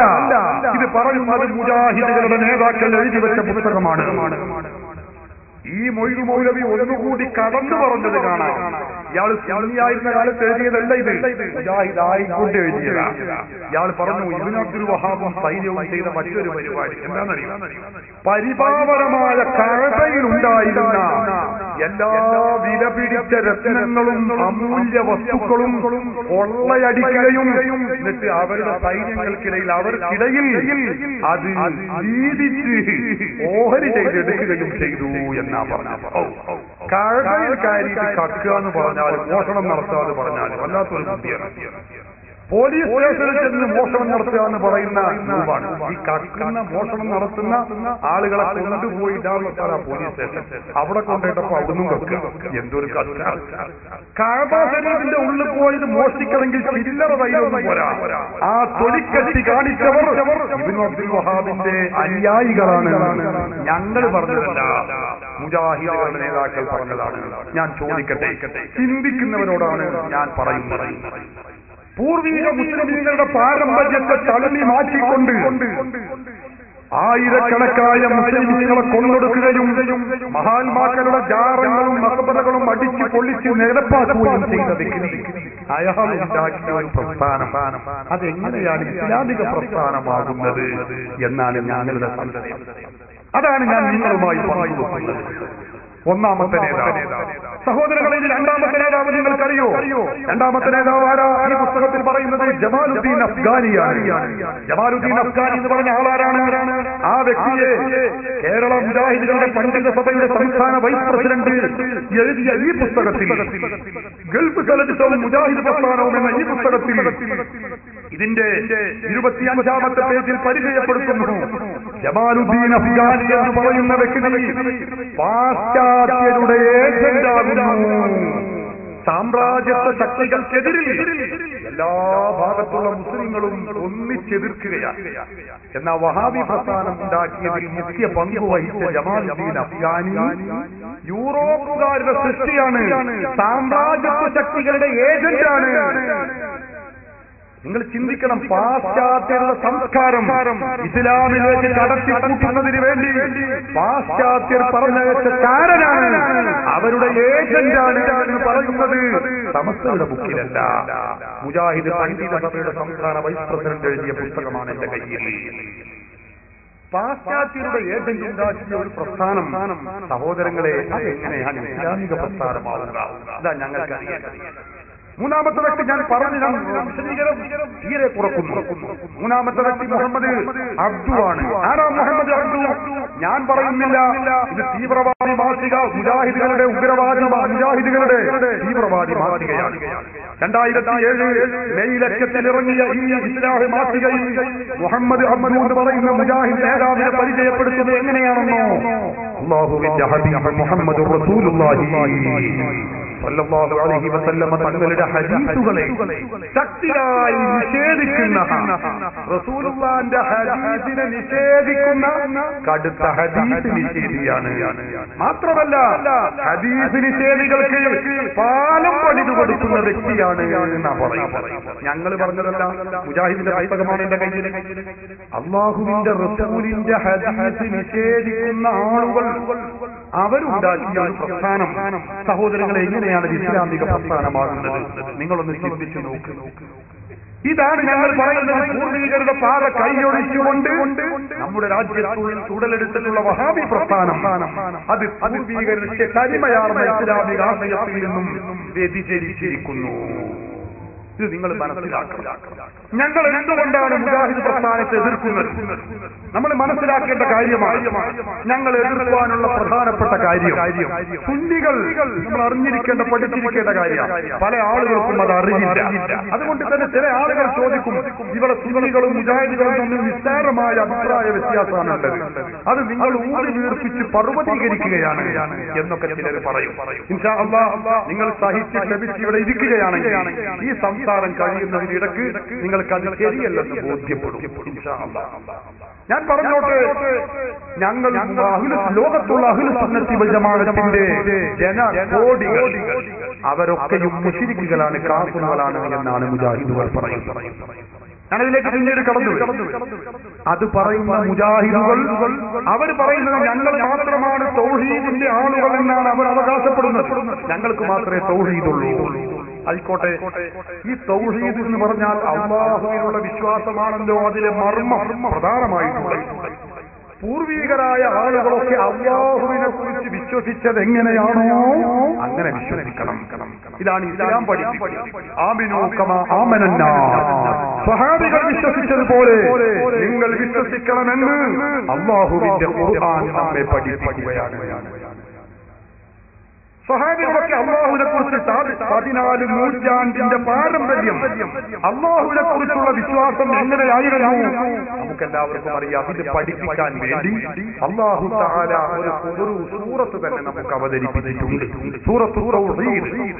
ഖുൽ ഹുവല്ലാഹു അഹദ് അല്ലാഹു സമദ് ലം യലിദ് വലം യൂലദ് വലം യകുൽ ലഹു കുഫുവൻ അഹദ്. അല്ലേ? എന്താ അതിന്റെ അർത്ഥം നമുക്കറിയാം. പറഞ്ഞു നബിയേ, അല്ലാഹു ഏകനാണ്, അവൻ നിരാശ്രയനാണ്, അവൻ ജനിച്ചിട്ടില്ല, ജനിപ്പിച്ചിട്ടില്ല, അവന് സമാനമായി ആരുമില്ല. മറ്റൊരായത്തിൽ കാണാം ലൈസ കമിസ്ലിഹി ശൈഉൻ വഹുവ സമീഉൽ ബസീർ. അല്ലാഹുവിനെ പോലെ യാതൊരു വസ്തുവുമില്ല ഖുർആൻ പഠിപ്പിക്കുന്നു. അല്ലേ? നമ്മളൊക്കെ ചെറുപ്പത്തിലെ വിശ്വസിച്ചു വന്നിട്ടുള്ളതും അങ്ങനെയാണ്. അല്ലാഹു സുബ്ഹാനഹു വ തആല എല്ലാ അർത്ഥത്തിലും സൃഷ്ടികളായ നമ്മുടെ ഗുണവിശേഷണങ്ങളിൽ നിന്ന് തികച്ചും വ്യത്യസ്തനാണ്, വ്യതിരക്തനാണ്. എന്നാലോ കേരളത്തിലെ മുജാഹിദ് പ്രസ്ഥാനം, കേരളം എന്നല്ല എല്ലായിടത്തുമുള്ള വഹാബി പ്രസ്ഥാനം, അല്ലാഹുവിനുള്ള വിശ്വാസത്തെ എങ്ങനെയാണ് അവതരിപ്പിക്കുന്നത് നിങ്ങൾ മനസ്സിലാക്കുക. ഞങ്ങൾ എന്തുകൊണ്ടാണ് വഹാബി പ്രസ്ഥാനത്തെ എതിർക്കുന്നത്? നമ്മൾ വിലയിരുത്തേണ്ടതാണ്. വിശ്വാസിയെ സംബന്ധിച്ചിടത്തോളം ഏറ്റവും മർമ്മം അല്ലാഹുവിലുള്ള വിശ്വാസമാണ്. മുജാഹിദ് പ്രസ്ഥാനം സാധാരണഗതിയിൽ പറയാറുണ്ട്, ഞങ്ങൾ ജനങ്ങൾക്ക് അല്ലാഹുവിനെ പരിചയപ്പെടുത്തി കൊടുക്കാൻ ഞങ്ങളെ പ്രസ്ഥാനവും സംഘടനയും ഒക്കെ. ശരി, മുജാഹിദ് പരിചയപ്പെടുത്തുന്ന അല്ലാഹുവിനെയാണ് ഞാൻ നിങ്ങൾക്ക് പരിചയപ്പെടുത്താൻ പോകുന്നത്. നിങ്ങൾ എന്നോട് സഹിക്കണം. സഹോദരന്മാരെ, മുജാഹിദ് പണ്ഡിത സഭയുടെ സംസ്ഥാന വൈസ് പ്രസിഡന്റ് എഴുതിയ ഈ പുസ്തകത്തിൽ പറയുന്നത് എന്താണ്? അയാൾ പറയുന്നു, ഇതിന്റെ 39-ാമത്തെ പേജിൽ അല്ലാഹുവിനെ നിരാകാരനായി ചിത്രീകരിച്ചത് സലഫി പണ്ഡിതരുടെ ആദർശങ്ങൾക്ക് വിരുദ്ധമാണ്. അതായത് നിരാകാരം എന്ന് പറഞ്ഞാൽ അല്ലാഹുവിന് ആകൃതിയില്ല എന്ന് പറയാൻ പറ്റൂല. അല്ലാഹുവിന് ആകൃതിയുണ്ട്. പൂർവികർ പഠിപ്പിച്ച ഇസ്ലാമിൽ എന്താ? ഇമാം ഗസാലിയെ പോലുള്ളവർ പറഞ്ഞതെന്താ? എന്റെ മനസ്സിൽ അല്ലാഹുവിനെ കുറിച്ച് നീ എന്ത് രൂപഭാവങ്ങൾ വിശ്വസിക്കുന്നുവോ വിചാരിക്കുന്നുവോ അങ്ങനെയൊന്നുമല്ല അല്ലാഹു എന്ന. മുജാഹിദ് പണ്ഡിത നേതാവ് പറയുന്നതോ അല്ലാഹുവിന് ആകൃതി ഇല്ല എന്ന് പറയാൻ പറ്റൂല, അല്ലാഹുവിന് ആകൃതിയുണ്ട്. എന്തൊക്കെ ആകൃതി ഇതിൽ പറയുന്നു? അല്ലാഹുവിന് കയ്യുണ്ട്, അല്ലാഹുവിന് കാലുണ്ട്, അല്ലാഹുവിന് കണങ്കാലുമുണ്ട്. കാലിന്റെ പുറമൊരു കണങ്കാൽ എവിടെയാണ് ഇരിക്കുന്നവരും ചിന്തിച്ചിട്ട് കിട്ടിയിട്ട് മുട്ടം കിട്ടിയിട്ടില്ല. നിങ്ങൾ ചിന്തിച്ചു. അല്ലാഹുവിന് കയ്യുണ്ട്, കാലുണ്ട്, കണങ്കാലുമുണ്ട്. ഇത് മുജാഹിദുകൾ മാത്രമല്ല, മുജാഹിദുകളുടെ ജമാഅത്തെ ഇസ്ലാമിയും അവരുടെ നേതാവ് ഇബ്രാഹിം മൗലവി എഴുതിയ ബോധനം വാല്യം 2 ലക്കം 1 അവരും എഴുതിയത് കാണാം. കണ്ടോ? ഇതിൽ പറയുന്നു അല്ലാഹു സിംഹാസനസ്ഥനാണ്, അവന് 2 കൈകളുണ്ട്, കണ്ണുണ്ട്, മുഖവുമുണ്ട്. കുറച്ച് കൂടുതലായി മുഖവും കൂടി സ്പെഷ്യലായി കിട്ടിയിട്ടുണ്ട് ജമാഅത്തെ ഇസ്ലാമിന്റെ ഭാഗമാണ്. സഹോദരന്മാരെ, നിങ്ങൾ ചിന്തിക്കണം. കഴിഞ്ഞോ? ഇനി ഇത് മുജാഹിദ് പ്രസ്ഥാനത്തിന്റെ നേതാവ് എഴുതിയതും ജമാഅത്തെ ഇസ്ലാമിയുടെ നേതാവ് വിവർത്തനം ചെയ്തതും ഷെയ്ഖ് മുഹമ്മദ് കാരക്കുനി എന്ന നേതാവ് വിവർത്തനം ചെയ്തതുമായ പുസ്തകമാണ് കിതാബുത് തൗഹീദ്. ഇതിന്റെ 124-ാമത്തെ പേജിൽ പറയുന്നു അല്ലാഹുവിന്റെ കൈകളെ കുറിച്ച പരാമർശം. അല്ലാഹ് ആകാശങ്ങൾ വലതു കൈയിലും ഭൂമി ഇടതു കൈയിലുമാകുന്നു. കണ്ടോ? മുജാഹിദിന്റെ അല്ലാഹുവിനെയാണ് മുജാഹിദ് പഠിപ്പിക്കുന്നത്. അതാണ് ഞാൻ നിങ്ങൾക്ക് പരിചയപ്പെടുത്തി തരുന്നത്. എന്താ പറഞ്ഞത്? ആകാശങ്ങൾ വലതു കൈയിലും, അതായത് 7 ആകാശങ്ങൾ അല്ലാഹുവിന്റെ വലതു കൈയിലാണ്, ഭൂമി ഇടതു കൈയിലുമാണ്. മുജാഹിദിന്റെ അല്ലാഹുവിന്റെ ഒരു ഇടങ്ങേറുകൾ ആലോചിച്ച് നോക്കണം. 7 ആകാശങ്ങൾ വലതു കൈയിൽ വെച്ച് ഭൂമി ഇടതു കൈയിലും വെച്ച് നിൽക്കുകയാണത്രേ അല്ലാഹു തആല. മുജാഹിദുകൾ ഈ പുസ്തകത്തിന്റെ 124-ാമത്തെ പേജ്. സംശയമുള്ളവർക്ക് നോക്കാം. സഹോദരങ്ങളെ, കഴിഞ്ഞോ? ഈ പുസ്തകം ഏതാ? മുജാഹിദിന്റെ ഇപ്പോഴത്തെ സൂപ്പർ സ്റ്റാർ സക്കരിയ സലാഹി എഴുതിയ പുസ്തകമാണ് അഹ്ലുസ് സുന്നത്തി വൽ ജമാഅയുടെ വിശ്വാസം. ഈ പുസ്തകത്തിൽ പറയുന്നതോ അല്ലാഹു സുബ്ഹാനഹു വ തആലയുടെ കൈയിനെ കുറിച്ചാണ് മൂപ്പരുടെയും ചർച്ച. എന്താ? അല്ലാഹുവിന്റെ കൈകൾ, അല്ലാഹുവിന്റെ ശക്തവും ഔദാര്യപൂർണവുമായ 2 കൈകൾ ഉണ്ട് എന്നത്രേ നമ്മുടെ വിശ്വാസം. എന്നിട്ട് അയാൾ താഴെ എഴുതുകയാണ്, അല്ലാഹുവിന്റെ 2 കൈകളും വലം കൈയാണ്, അഥവാ അല്ലാഹു തആലയുടെ ഇടതു കൈ ഇല്ല. പാവം മുജാഹിദിന്റെ അല്ലാഹു വികലാംഗനാണ്. ഈ പുസ്തകത്തിൽ ഇതിന് പറയുന്നത് 2 കൈയുണ്ട്, ഒന്ന് വലത്തെ കൈ, ഒന്ന് ഇടത്തെ കൈ, 7 ആകാശത്തിന് വലത്തെ കയ്യിൽ, ഭൂമി ഇടത്തെ കയ്യിൽ. ഈ പുസ്തകത്തിൽ 2007 ഇറക്കിയതായി. 2007 പറയുന്നു അല്ലല്ലല്ല അങ്ങനൊന്നുമല്ല, 2 കൈയുണ്ട്, പക്ഷേ 2 കൈയും വലതുഭാഗത്ത് തന്നെയാണ്, ഇടതുഭാഗത്ത് കൈയില്ല എന്നാണ് ഇതിൽ പറയുന്നത്. അഹ്ലു സുന്നത്തി വൽ ജമാഅത്ത് 13 നൂറ്റാണ്ടിന്റെ പാരമ്പര്യം ഞാൻ പറഞ്ഞു. അല്ലാഹുവിന് കൈയുണ്ടെന്ന് പറയാൻ പറ്റില്ല. കണ്ണില്ലാതെ കാണുന്നവനാണ്, കാതില്ലാതെ കേൾക്കുന്നവനാണ്, നാവില്ലാതെ സംസാരിക്കുന്നവനാണ്, കൈയില്ലാതെ കൈകാര്യം ചെയ്യുന്നവനാണ്. ഇസ്ലാമിക വിശ്വാസം അതാണ്. മുജാഹിദുകൾ ആദ്യം പറഞ്ഞത് 2 കൈയുണ്ട്. 2007 പറയുന്നത് 2 കൈയും വലതുഭാഗത്തായി, ഇടതുഭാഗത്ത് കൈയില്ല. നിങ്ങൾ നോക്കണം, ഇത് അല്ലാഹുവിനെ കുറിച്ചാണ് ഇവർ പരിചയപ്പെടുത്തുന്നത്. ഇത് ശാഖാപരമാണോ? ഇത് ചെറിയ ചെറിയ നിസ്സാര വിഷയങ്ങൾ ഊതി പറപ്പിക്കുകയാണോ? നിങ്ങൾ ചിന്തിച്ചോളി. ഞാനും തീരുമാനം പറയുന്നില്ല, കഴിഞ്ഞിട്ടില്ല. സഹോദരങ്ങളെ, അതിനുശേഷം ഈ പുസ്തകത്തിൽ തന്നെ പറയുന്നത് കാണാം. ഇങ്ങനെയുള്ള അല്ലാഹു സുബ്ഹാനഹു വ തആല എല്ലാ ദിവസവും അർദ്ധരാത്രിയായാൽ, അർദ്ധരാത്രി കഴിഞ്ഞാൽ 1-ാം ആകാശത്തേക്ക് ഇറങ്ങി വരും. രാത്രി 1/3 ഭാഗം ശേഷിച്ചിരിക്കെ 1-ാമത്തെ ആകാശത്തിലേക്ക് അല്ലാഹു ഇറങ്ങി വരുമെന്ന് നബി പറഞ്ഞിരിക്കുന്നു. അപ്പൊ എല്ലാ ദിവസവും അർദ്ധരാത്രി കഴിഞ്ഞാൽ 1-ാം ആകാശത്തേക്ക് ഇറങ്ങി വരുമത്രേ അല്ലാഹു തആല. മുജാഹിദുകൾ പഠിപ്പിക്കുന്ന അല്ലാഹുവാണ്. ശരിക്കും നിങ്ങൾ ചിന്തിക്കണം. ഞാനൊന്ന് പറഞ്ഞോട്ടെ, മുജാഹിദുകളെ കുറിച്ച് മുജാഹിദിന്റെ പുസ്തകവും ലേഖനവും ഒക്കെ എടുത്ത് ഞങ്ങൾ കാണിക്കും. ഇതാ അല്ലാഹു തആല അങ്ങനെ ഇറങ്ങി വരും, കയറി പോകുന്നതാണ് മുജാഹിദുകൾ പറയുന്നത് എന്ന് ഞങ്ങൾ പറയും. പക്ഷെ മുജാഹിദുകൾ തരം കിട്ടുന്നിടത്തും കളവ് പറയൽ അവരുടെ ശൈലിയാണ്. വേദിയിലുള്ളവർ, സ്റ്റേജിലുള്ളവർ എന്നോട് ഒന്നും കരുതരുത്. നിങ്ങളെന്റെ പ്രസംഗം കഴിയുന്നത് വരെ എല്ലാവരും ഇരിക്കുകയാണെങ്കിൽ ഞാൻ ഈ പറയുന്നത് പറഞ്ഞാൽ പോരാ, അതിലേറെ 100% നിങ്ങൾ പറയണം എന്ന് നിങ്ങളെ കൊണ്ട് തന്നെ ഞാൻ പറയിപ്പിക്കും ഇൻഷാ അല്ലാഹ്. അതുമാത്രം കാര്യങ്ങൾ ഞാൻ ഇവിടെ കാണിക്കും. ഞങ്ങളിത് പറയും, പലയിടത്തും പറയുമ്പോൾ മുജാഹിദ് പറയും കേട്ടോ, അത് ദുഷ്പ്രചരണമാണ് ഞങ്ങളെ കുറിച്ച്. അല്ലാഹു കയറുകയാണ്, ഇറങ്ങുകയാണ് എന്ന് സുന്നികൾ തെറ്റിദ്ധരിപ്പിക്കുകയാണ് എന്ന് നാം മുജാഹിദ് പറയാറ്. നോക്കണം, മുജാഹിദിന്റെ നേതാവ് ഹനീഫ മൗലവി കായക്കോട് പ്രസംഗിക്കുന്ന ഒരു പ്രസംഗം ഞാൻ കേൾപ്പിക്കാം. അയാൾ പറയുന്നു, ഇറങ്ങും കയറും എന്ന് പറയുന്ന ഈ വാദം അത് തെറ്റിദ്ധരിപ്പിക്കുകയാണ്, തെറ്റിദ്ധരിപ്പിക്കലാണ്. അതുകൊണ്ട് ഞാനിവിടെ ഇപ്പോൾ കേൾപ്പിക്കുന്നില്ല. അയാൾ പ്രസംഗം തെറ്റിദ്ധരിപ്പിക്കുക. ആ തെറ്റിദ്ധരിപ്പിക്കലിന്റെ ഭാഗമായി അല്ലാഹ് ഇറങ്ങും എന്ന് മുജാഹിദുകൾ പറയുന്നു എന്ന് പറഞ്ഞ് തെറ്റിദ്ധരിപ്പിക്കുന്ന ഒരു ശ്രമം നിങ്ങൾക്ക് പലരും കേട്ടിട്ടുണ്ടാകും. ആ കേട്ട് നിങ്ങൾ പലരും പല സ്ഥലങ്ങളിൽ നിന്നും കേൾക്കുന്നത് കൊണ്ട് തന്നെ ഇവിടെ അത് കേൾപ്പിക്കാൻ ഞാൻ ഉദ്ദേശിക്കുന്നില്ല. എന്നാൽ എന്താണ് ഈ വിഷയത്തിന്റെ സത്യാവസ്ഥ? ഈ വിഷയത്തിന്റെ സത്യാവസ്ഥ നമ്മൾ മനസ്സിലാക്കുക. കേൾക്കുന്നതാണ്, കേൾപ്പിക്കാതെ ആ ഭാഗം ഞാൻ ഒഴിവാക്കുകയാണ്. സമയവും വളരെ പരിമിതമാണല്ലോ. തെറ്റിദ്ധരിപ്പിക്കുക. ആ തെറ്റിദ്ധരിപ്പിക്കലിന്റെ ഭാഗമായി അല്ലാഹ് ഇറങ്ങും എന്ന് മുജാഹിദുകൾ പറയുന്നു എന്ന് പറഞ്ഞ് തെറ്റിദ്ധരിപ്പിക്കുന്ന ഒരു ശ്രമം നിങ്ങൾക്ക് പലരും എന്ന് പറഞ്ഞ് തെറ്റിദ്ധരിപ്പിക്കുന്ന ഒരു ശ്രമം നടക്കുന്നുണ്ട്. അതിലാരും വിശ്വസിക്കരുത് മൂപ്പര് പറയുന്നത്. ഇപ്പൊ ഈ പുസ്തകത്തിൽ പറഞ്ഞതും സ്ക്രീനിൽ നിങ്ങൾ കണ്ടതല്ലേ, അല്ലാഹു ഇറങ്ങി വരുന്നു എഴുതിയതല്ലേ? പിന്നെ അത് തെറ്റിദ്ധരിപ്പിക്കലാണോ? നിങ്ങൾ പറഞ്ഞു വേണ്ട. ഇവിടെ പ്രസംഗിച്ച ഹുസൈൻ സലഫിയെ കൊണ്ട് ഞാൻ പറയിപ്പിച്ചാൽ അല്ലാഹു ഇറങ്ങുന്നു പറയട്ടെ മൂപ്പര്. അതല്ലേ അല്ലാഹു സുബ്ഹാനഹു വ തആല എല്ലാ രാത്രിയിലും അതാ നമ്മോട് അടുത്ത ആകാശത്തിലേക്ക് ഇറങ്ങി വരുന്നു. എങ്ങനെ അതോ അല്ലാഹു അടുത്ത ആകാശത്തിലേക്ക് ഇറങ്ങി വരുന്നു. അങ്ങനെയാണല്ലോ എന്ന് പറഞ്ഞാണ് തുടങ്ങിയ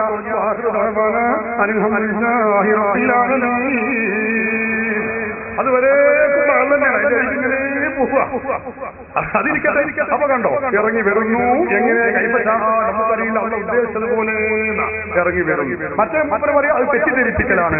ഏതായാലും തെറ്റിദ്ധാരണ അത് ഞാൻ പിന്നെ മുജാഹിദുകളുടെ വൈദ്യുതി ഞാനിവിടെ ഒരുപാട് സംഗതികൾ എനിക്ക് കാണിക്കാനുണ്ട്. ഞാൻ പിന്നെ അതിലേക്ക് കടന്നു വരണം. ചില അടിസ്ഥാന കാര്യങ്ങൾ ശ്രദ്ധയിൽപ്പെടുത്തിയിട്ട് വേണം അതിലേക്കൊക്കെ കടന്നു വരാൻ.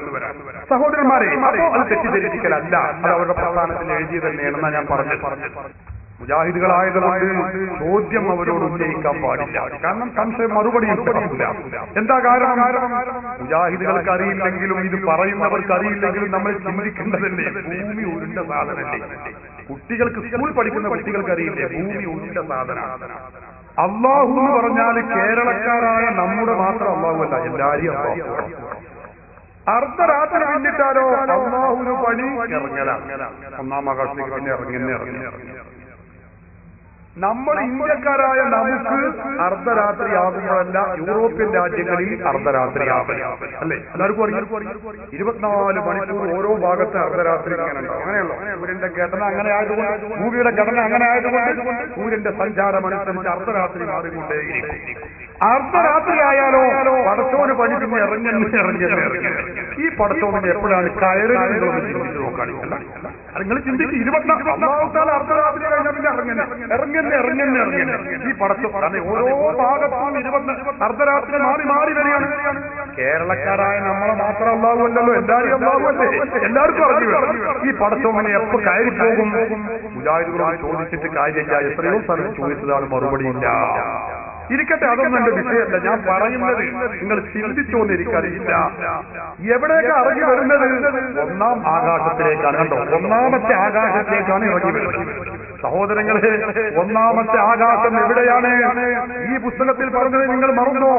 7 ആകാശവും വലത്തെ കയ്യിലാണ്. അപ്പൊ അല്ലാഹുവിന്റെ വലത്തെ കയ്യിലുള്ള ഒന്നാം ആകാശത്തിലേക്ക് അല്ലാഹു ഇങ്ങനെ ഇറങ്ങി വരും. നിങ്ങൾ ചിന്തിച്ചോളൂ, ഞാൻ പറയുന്നില്ല. ഇത് ഇസ്ലാമിക വിശ്വാസമാണോ അല്ലേ? നിങ്ങൾ ഇത് നിലനിർത്തിക്കോളൂ.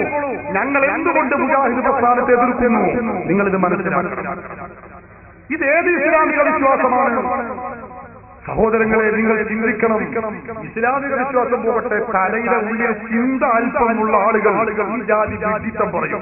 തന്റെ സ്വന്തം കയ്യിലുള്ള വലത്തെ കയ്യിലുള്ള ആകാശത്തേക്ക് അല്ലാഹു ആശാരിന്റെ ഉള്ളിയത്തെ വാങ്ങിയിട്ട് തുളക്കേണ്ടി വരും. അല്ലാതെ ഇതാ ഞങ്ങൾ പറയുന്നത് മുജാഹിദ് പ്രസ്ഥാനം, ജമാഅത്തെ ഇസ്ലാമി പ്രസ്ഥാനം ഈ ഐക്യയുഗത്തിൽ ജീവിക്കേണ്ട പ്രസ്ഥാനമാണ്.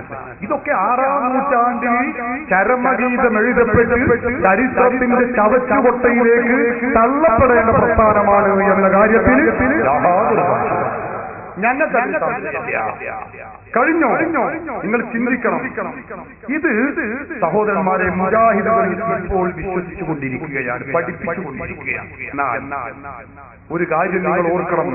എന്റെ കയ്യിൽ കാണുന്ന ഈ പുസ്തകം ഏതാണെന്ന് അറിയോ നിങ്ങൾ? ഇത് മുജാഹിദിന്റെ മുഖപത്രമായ അൽമനാറാണ്. അൽമനാർ ഞാൻ ജനിക്കുന്നതിന്റെ വർഷങ്ങൾക്ക് മുൻപ് അവർ പ്രസിദ്ധീകരിച്ചതാണ്. 1952 ജനുവരി 20 ഇറങ്ങിയ അൽമനാറാണ്. ഈ അൽമനാറിൽ മുജാഹിദുകൾ പറയുന്നത് എന്താണ്? നിങ്ങൾ ചിന്തിക്കണം. ഞാൻ പറഞ്ഞത് എന്നാൽ ഈ വിശ്വാസമുണ്ടല്ലോ, മുജാഹിദ് ഈ പ്രചരിപ്പിച്ച ഈ വിശ്വാസം, അതിനെക്കുറിച്ച് മുജാഹിദുകൾ തന്നെ പറയുന്നുണ്ട്. 1952 ജനുവരി 20 ഇറങ്ങിയ അൽമനാറാണ് എന്റെ കയ്യിൽ. മുജാഹിദ് പ്രസ്ഥാനത്തിന്റെ മുഖപത്രം. മുജാഹിദ് പ്രസ്ഥാനം ശരിയാണെന്നോ അതിന്റെ ആദർശങ്ങൾ സത്യമായേക്കാമെന്ന് സംശയിക്കുന്നവരോ ഉണ്ടെങ്കിൽ അവരോട് ഞാൻ വിനീതമായി ആവശ്യപ്പെടുന്നു, നിങ്ങൾ നെഞ്ചത്ത് കൈവച്ച് ചിന്തിക്കണം. നിങ്ങൾ ചിന്തിക്കുമ്പോഴാണ് നെഞ്ചത്ത് കൈവെക്കേണ്ടത്, നിസ്കരിക്കുമ്പോഴല്ല. ഞാൻ പറഞ്ഞോട്ടെ സഹോദരങ്ങളെ, ഇതിൽ മുജാഹിദ് സ്ഥാപകൻ KM മൗലവിയുടെ ഫത്വയാണിത്. ഫതാവ അൽമനാർ. ഫതാവ അൽമനാർ നിങ്ങൾക്ക് സ്ക്രീനിൽ കാണും. അതിൽ പറയുന്നത് എന്താണ്? ഞാൻ വിശദീകരിക്കുന്നില്ല. അല്ലാഹുവിനെ കുറിച്ച് ജഡമുണ്ടെന്നോ ഭാഗമുണ്ടെന്നോ അവയവങ്ങളുണ്ടെന്നോ സ്ഥലമുണ്ടെന്നോ വിശ്വസിച്ചാൽ അവൻ കാഫിറാകുന്നു. സുന്നികൾ മുജാഹിദുകളെ കാഫിറാക്കി ആരും പറയണ്ട. മുജാഹിദ് സ്ഥാപകൻ KM മൗലവിയാണ് മുജാഹിദിന്റെ മുഖപത്രമായ അൽമനാറിലൂടെ പറയുന്നത്. എന്താ പറയുന്നത്? മുജാഹിദുകൾ ഇപ്പോൾ പറഞ്ഞതുപോലെ ഭാഗമുണ്ട്, ഇടത് വലത് ഭാഗം ഒരു സ്ഥലത്ത് ഇരിക്കുകയാണ്, ഒരു സ്ഥലമുണ്ട്, ജഡമുണ്ട് എന്നൊക്കെ വിശ്വസിച്ചാൽ അവൻ കാഫിറാകുന്നു. അവൻ ഇസ്ലാമെന്ന ഔട്ടാണ് പറയുന്നത്. പറയുന്നത് സുന്നികളല്ല, മുജാഹിദുകളുടെ സ്ഥാപക നേതാവ് KM മൗലവിയാണ്. സംശയമുള്ളവരുണ്ടെങ്കിൽ കടന്നു വരണം. നിങ്ങൾ ചോദിക്കണം, സംശയം തീർക്കണം. പറയൂ നിങ്ങൾ. 1952 മുജാഹിദുകൾ ഇറങ്ങിയ അവരുടെ വിശ്വാസം എന്താ? അല്ലാഹുവിന് കൈയുണ്ടെന്നും കാലുണ്ടെന്നും വിശ്വസിച്ചവൻ ഇസ്ലാമെന്ന് പുറത്ത്. 2000 ആകുമ്പോഴേക്കോ അല്ലാഹുവിനെ കുറിച്ചുള്ള വിശ്വാസത്തിൽ അട്ടിമറി നടത്തുന്നു എന്ന് മാത്രമല്ല, അവർ പറയുന്നു അല്ലാഹുവിൽ വിശ്വസിച്ച മുഅ്മിനാണ് എന്ന് പറയണമെങ്കിൽ എന്തു വേണം? കയ്യുണ്ട് എന്ന് വിശ്വസിക്കണം, കാലുണ്ട് എന്ന് വിശ്വസിക്കണം, മുഖമുണ്ട് എന്ന് വിശ്വസിക്കണം, കണ്ണുണ്ട് എന്ന് വിശ്വസിക്കണം, ചന്തിയും വയറും പലതുമുണ്ട് എന്ന് വിശ്വസിക്കണം. ഇതേതാ ഇത് നിസ്സാര വിഷയമാണോ? അവർ ചിന്തിക്കും. ഒരു ഇസ്ലാം ഒരു വിശ്വാസിയുടെ ഈമാനിന്റെ കാര്യമല്ലേ സഹോദരങ്ങളെ? ഞങ്ങൾ മുജാഹിദ് പ്രസ്ഥാനത്തെ എന്തുകൊണ്ട് എതിർക്കുന്നു? നിങ്ങളിത് മനസ്സിലാക്കണം. ഇത് ചില്ലറ വിഷയമാണോ? ഇപ്പൊ മുജാഹിദ് പറയുന്നത് കയ്യും കാലും കണ്ണും മൂക്കും പള്ളയും വയറും തല്ലിക്കുണ്ടെങ്കിലേ അവൻ മോമിനാവും. അപ്പൊ മുജാഹിദ് ആഫീസിൽ ഒരു പൊരിഞ്ഞ ചർച്ച നടക്കുന്നുണ്ട് എന്നാണ് അവസാനം കിട്ടിയത് വിവരം. എന്താ? അള്ളാഹുവിന്റെ മൂക്കിനെ കുറിച്ചാണ്. മൂക്കുണ്ടോ ഇല്ലേ എന്നല്ല, മൂക്കിന്റെ രണ്ട് ഓട്ടയും വലതു ഭാഗത്തോ ഇടതു ഭാഗത്തോ എന്നതാണ് ഗൗരവമായ ചർച്ച നടക്കുന്നത്. നിങ്ങൾ ചിന്തിച്ചു നോക്കണം. ഇവർ അള്ളാഹുവിനെ മുജാഹിദുകൾ കൈക്രിയ ചെയ്ത് അള്ളാഹുവിന്റെ അവയവങ്ങൾ ഉണ്ട് എന്ന് സ്ഥാപിച്ച് മുമ്പ് പറഞ്ഞതിനെ ഓപ്പറേഷൻ ചെയ്ത് കൊണ്ടിട്ട് മാറ്റി. നേരത്തെ രണ്ട് കൈ ഉണ്ടായിരുന്നു. ഇപ്പൊ അവർ അള്ളാഹുവിനെ ഓപ്പറേഷൻ ചെയ്ത് ഇടത്തെ കൈയും വലത്തെ ഭാഗത്തേക്ക് മാറ്റി ഫിറ്റ് ചെയ്ത് രണ്ട് കൈയും വലതു ഭാഗത്താണ്. ഇപ്പൊ ഇതെന്ത് വിശ്വാസമാണ്? 952 അവരുടെ ഫത്വാവയിൽ പറയുന്നത് അങ്ങനെ വിശ്വസിക്കുന്നവർ കാഫിറാണ്. എന്നാൽ എന്താണ് ഈ വിശ്വാസം അവർ മാറ്റിമറിച്ചത്? ഞാൻ പറയുന്നില്ല. മുജാഹിദ് പ്രസ്ഥാനത്തിന്റെ പണ്ഡിത സഭയുടെ സംസ്ഥാന പ്രസിഡന്റ് നേതാവ് എഴുതിയ ഗൾഫ് സർവീസവും മുജാഹിദ് പ്രസ്ഥാനവും എന്ന പുസ്തകം, സഹോദരങ്ങളെ, ഈ പുസ്തകത്തിൽ നിങ്ങൾ ശ്രദ്ധിക്കണം. ഇത് ചില്ലറ നിസ്സാര വിഷയമല്ല. ഇത് ഗൗരവപൂർണമായ വിഷയമാണ്, അടിസ്ഥാന വിഷയമാണ്. എന്നാ മുജാഹിദുകൾ ഇത് തീരുമാനിച്ചാനറിയോ? ഞാൻ പറയുന്നില്ല. അവർ തന്നെ പറയുന്നു. ഈ പുസ്തകത്തിന്റെ 34-ാമത്തെ പേജിൽ പറയുന്നു, 2001 ജൂൺ 4-ന് പുളിക്കലിൽ ചേർന്ന, പുളിക്കൽ എന്ന് പറഞ്ഞാൽ മുജാഹിദിന്റെ അറബി കോളേജിലെ ഒരു സ്ഥലം, മലപ്പുറം ജില്ലയിൽപ്പെട്ട സ്ഥലം. ആ പുളിക്കൽ മദീനത്തുൽ ഉലൂം അറബി കോളേജിൽ ചേർന്ന കേരള ജംഇയ്യത്തുൽ ഉലമ എന്ന മുജാഹിദ് മൗലവിമാരുടെ സംഘം, അതാ നിർവാഹക സമിതി യോഗ തീരുമാനങ്ങളിൽ 3-ാമത്തെ തീരുമാനമാണിത്. എങ്ങനെയുണ്ട്? അപ്പൊ 2001 ജൂൺ 4-ന് മൗലവിമാര് യോഗം കൂടി തീരുമാനിക്കാം. എന്ത്? നമ്മൾ ഇതുവരെ വിശ്വസിച്ച വിശ്വാസം മാറ്റണം. അള്ളാഹ് കയ്യില്ല, കാലില്ല, അതില്ല, കണ്ണില്ല, മൂക്കില്ല എന്ന് പറയാൻ പറ്റില്ല. ഇനി മുതൽ കണ്ണുണ്ട്, കയ്യുണ്ട്, അവയവമുണ്ട്, മറ്റതുണ്ട്, ഇതുണ്ട് എന്ന് വിശ്വസിക്കണമെന്ന് തീരുമാനിക്കുകയാണ് മുജാഹിദുകൾ. എന്ന് 2001 ജൂൺ 4-ന് പുളിക്കൽ മുജാഹിദ് കോളേജിൽ ചേർന്ന യോഗത്തിൽ വെച്ച് ഞാൻ ചോദിച്ചോട്ടെ, കേരളീയ മുസ്ലിമീങ്ങളുടെ ഈമാൻ നഷ്ടപ്പെടുത്തുന്ന ഈ പ്രവണത ഇത് എതിർക്കപ്പെടേണ്ടതല്ലേ? അള്ളാഹുവിനുള്ള വിശ്വാസത്തിൽ ഭീകരമായ രൂപത്തിൽ അട്ടിമറി നടത്താൻ സഹോദരങ്ങളെ ഈ വിവരമില്ലാത്ത മൗലവിമാർക്ക് ആരാണ് അധികാരം കൊടുത്തത്? നാം ചിന്തിക്കേണ്ടതല്ലേ? ഞങ്ങൾ മുജാഹിദ് പ്രസ്ഥാനത്തെ എതിർക്കുന്നത് ഇതുകൊണ്ടാണ്. ഇത് നിങ്ങൾക്ക് ബോധ്യപ്പെടുന്നുവെങ്കിൽ നിങ്ങളും ഒന്ന് മനസ്സാക്ഷിയോട് ചോദിക്കുക, ഈ പ്രസ്ഥാനത്തിൽ നമ്മൾ കൂടണോ വേണ്ടേ? നിങ്ങൾ തീരുമാനിച്ചോ. ഞങ്ങളത് പറയുന്നില്ല.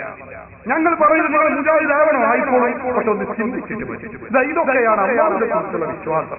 ഇത് നിങ്ങൾക്ക് കൊള്ളാൻ പറ്റുമോ? നിങ്ങൾ മുജാഹിദ് ആയിക്കോളൂ. ഞങ്ങൾക്ക് പറയാനുള്ളത് അതാണ്. സഹോദരന്മാരെ, നിങ്ങൾ ചിന്തിക്കണം. ഇത് ഞാൻ പറയുമ്പോൾ നിങ്ങൾക്ക് സംശയം ഉണ്ടാവും. ഇങ്ങനെയൊക്കെ അള്ളാഹുവിനെ കുറിച്ചുള്ള വിശ്വാസത്തിൽ അട്ടിമറിയും ഭേദഗതിയും വരുത്തിയിട്ടും ഒരൊറ്റ മുജാഹിദ് പ്രവർത്തകനോ ആളും നേതാവോ ചോദ്യം ചെയ്തില്ലേ? എല്ലാവരും ഇതിങ്ങനെ തലയാക്കി സമ്മതിക്കുകയായിരുന്നോ എന്ന് ചിന്തിക്കുന്ന സംശയിക്കുന്നവരുണ്ടാകും. ആ സംശയത്തിന് മറുപടി ഞാൻ പറഞ്ഞു തരാം. അതിന് വരുമെന്ന് അറിഞ്ഞത് കൊണ്ട് തന്നെ മുജാഹിദിന്റെ നേതാവ്, സംസ്ഥാന പ്രസിഡന്റ് CP അബ്ദുള്ള കോയ മദനി മുജാഹിദ് അനുയായികളെ വിളിച്ച് സംബോധന ചെയ്യുകയാണ്. അദ്ദേഹം പറയുന്നു, ഞങ്ങൾ പറയുന്നത് എന്താണെങ്കിൽ അത് നിങ്ങൾ അംഗീകരിച്ചാൽ മതി. ഞങ്ങൾ എന്ത് പറഞ്ഞു അത് നിങ്ങൾ അംഗീകരിക്കുക. ഞങ്ങൾ ശരി പറഞ്ഞാലും തെറ്റ് പറഞ്ഞാലും നിങ്ങളത് അംഗീകരിച്ചേ മതിയാകൂ. അപ്പൊ സ്വാഭാവികമായൊരു സംശയം വരും, നിങ്ങൾ തെറ്റ് പറഞ്ഞാലെങ്കിലും ഞങ്ങൾ അംഗീകരിക്കുക, ആഖിറത്തിൽ അല്ലാഹു തആല ചോദ്യം ചെയ്യൂലേ? അപ്പൊ അതിന് മറുപടി മൂപ്പര്, അത് നിങ്ങൾ ബേജാറാകണ്ട, ആഖിറത്തിൽ എത്തുമ്പോ ഞങ്ങളെ ചൂണ്ടിക്കാണിച്ചിട്ടാൽ മതി, ഞങ്ങൾ പറഞ്ഞിട്ടാണ് അത് ചെയ്തത് എന്ന് നിങ്ങൾ പറഞ്ഞാൽ മതി. ആ പ്രശ്നം അവിടെ വെച്ച് നമുക്ക് പരിഹരിക്കാം. എങ്ങനെയുണ്ട്? ഞാൻ വെറുതെ പറയുകയല്ല. കേരള രൂപത്തിൽ മുജാഹിദീൻ പറയുന്ന പൗരോഹിത്യ സഭയുടെ സംസ്ഥാന പ്രസിഡന്റ് CP അബ്ദുള്ള കോയ മദനി നിങ്ങളോട് സംസാരിക്കട്ടെ. നിങ്ങളാ സംസാരം ശ്രദ്ധിക്കും. സംഘ നേതൃത്വം പറയുന്നേ ധിക്കരിച്ചവർ, അത് പ്രവാചകന്റെ അനുയായികളുടെ മാർഗമല്ല. അത് പരലോകത്തെ അള്ളാഹുവിന്റെ മുന്നിൽ റബ്ബേ ഇവർ പറഞ്ഞതിന്റെ അടിസ്ഥാനത്തിലാണ് ഞങ്ങൾ ഇതിനെ പിന്തുടർന്നത്. ഞങ്ങൾക്ക് അറിവുകൂടായിരുന്നു, ഈ പണ്ഡിതന്മാരാണ് ഞങ്ങൾ വഴികഴിപ്പിച്ചത് എന്ന് നിങ്ങൾ പറയുക. അത് വെച്ചെടുക്കണം. കാരണം ജമീയത്തുൽ ഉലമ തയ്യാറാണ് എന്ന കാര്യം ഞാനിവിടെ പറയട്ടെ. ഈ തീരുമാനം എന്ത് ശരിയായിരുന്നാലും തെറ്റായിരുന്നാലും ശരി, നിങ്ങൾ ഈ ഉലമാ സംഘടനയിലേക്ക് അതിന്റെ കുറ്റം നിങ്ങൾ ഇടുക, അല്ലെങ്കിൽ അതിന്റെ ഗുണമിടുക, നിങ്ങൾ അതിനെ പിന്തുടരുക, അനുസരിക്കുക. അതാണ് ഒരു സംഘടനയോട് ചെയ്യാനുള്ളത്. കേട്ടില്ല നിങ്ങൾ? തെറ്റാണെങ്കിലും ശരിയാണെങ്കിലും അതിന്റെ തെറ്റ് നിങ്ങൾ ഞങ്ങളിലേക്ക് തോന്നി, ഞങ്ങളെ ഏറ്റെടുക്കാം. മൂപ്പറ പ്രഖ്യാപനം കേട്ടാൽ മത്സരിയുടെ കൗണ്ടറിൽ ഇരിക്കുന്ന മൂപ്പര അമോഷനാണെന്ന് തോന്നിപ്പോകും. ആ ജാതി പ്രഖ്യാപനം അല്ല, അത് നമ്മളെ ബേജാറാകണ്ട. സഹോദരങ്ങളെ, മത്സരിലേക്ക് ആശ്രയിച്ച് ഏറ്റെടുക്കാൻ കഴിയോ? ഞാൻ പറയുന്നില്ല. അതേ ഗ്രൂപ്പിൽപ്പെട്ട KK സക്കറിയ ഫലാഹി പറയട്ടെ, ഏറ്റെടുക്കാൻ കഴിയോ ഇല്ലേ എന്ന് ചോദിക്കൾക്ക് അയാളെന്നെ പറയട്ടെ. ഞങ്ങൾ ചൂണ്ടിക്കാണിച്ചു കൊടുത്തോണ്ട് ഞാൻ ഏറ്റോടും കേൾക്കും. അവനാന്റെ കാര്യം തന്നെ അവിടെ കഷ്ടായിരിക്കും.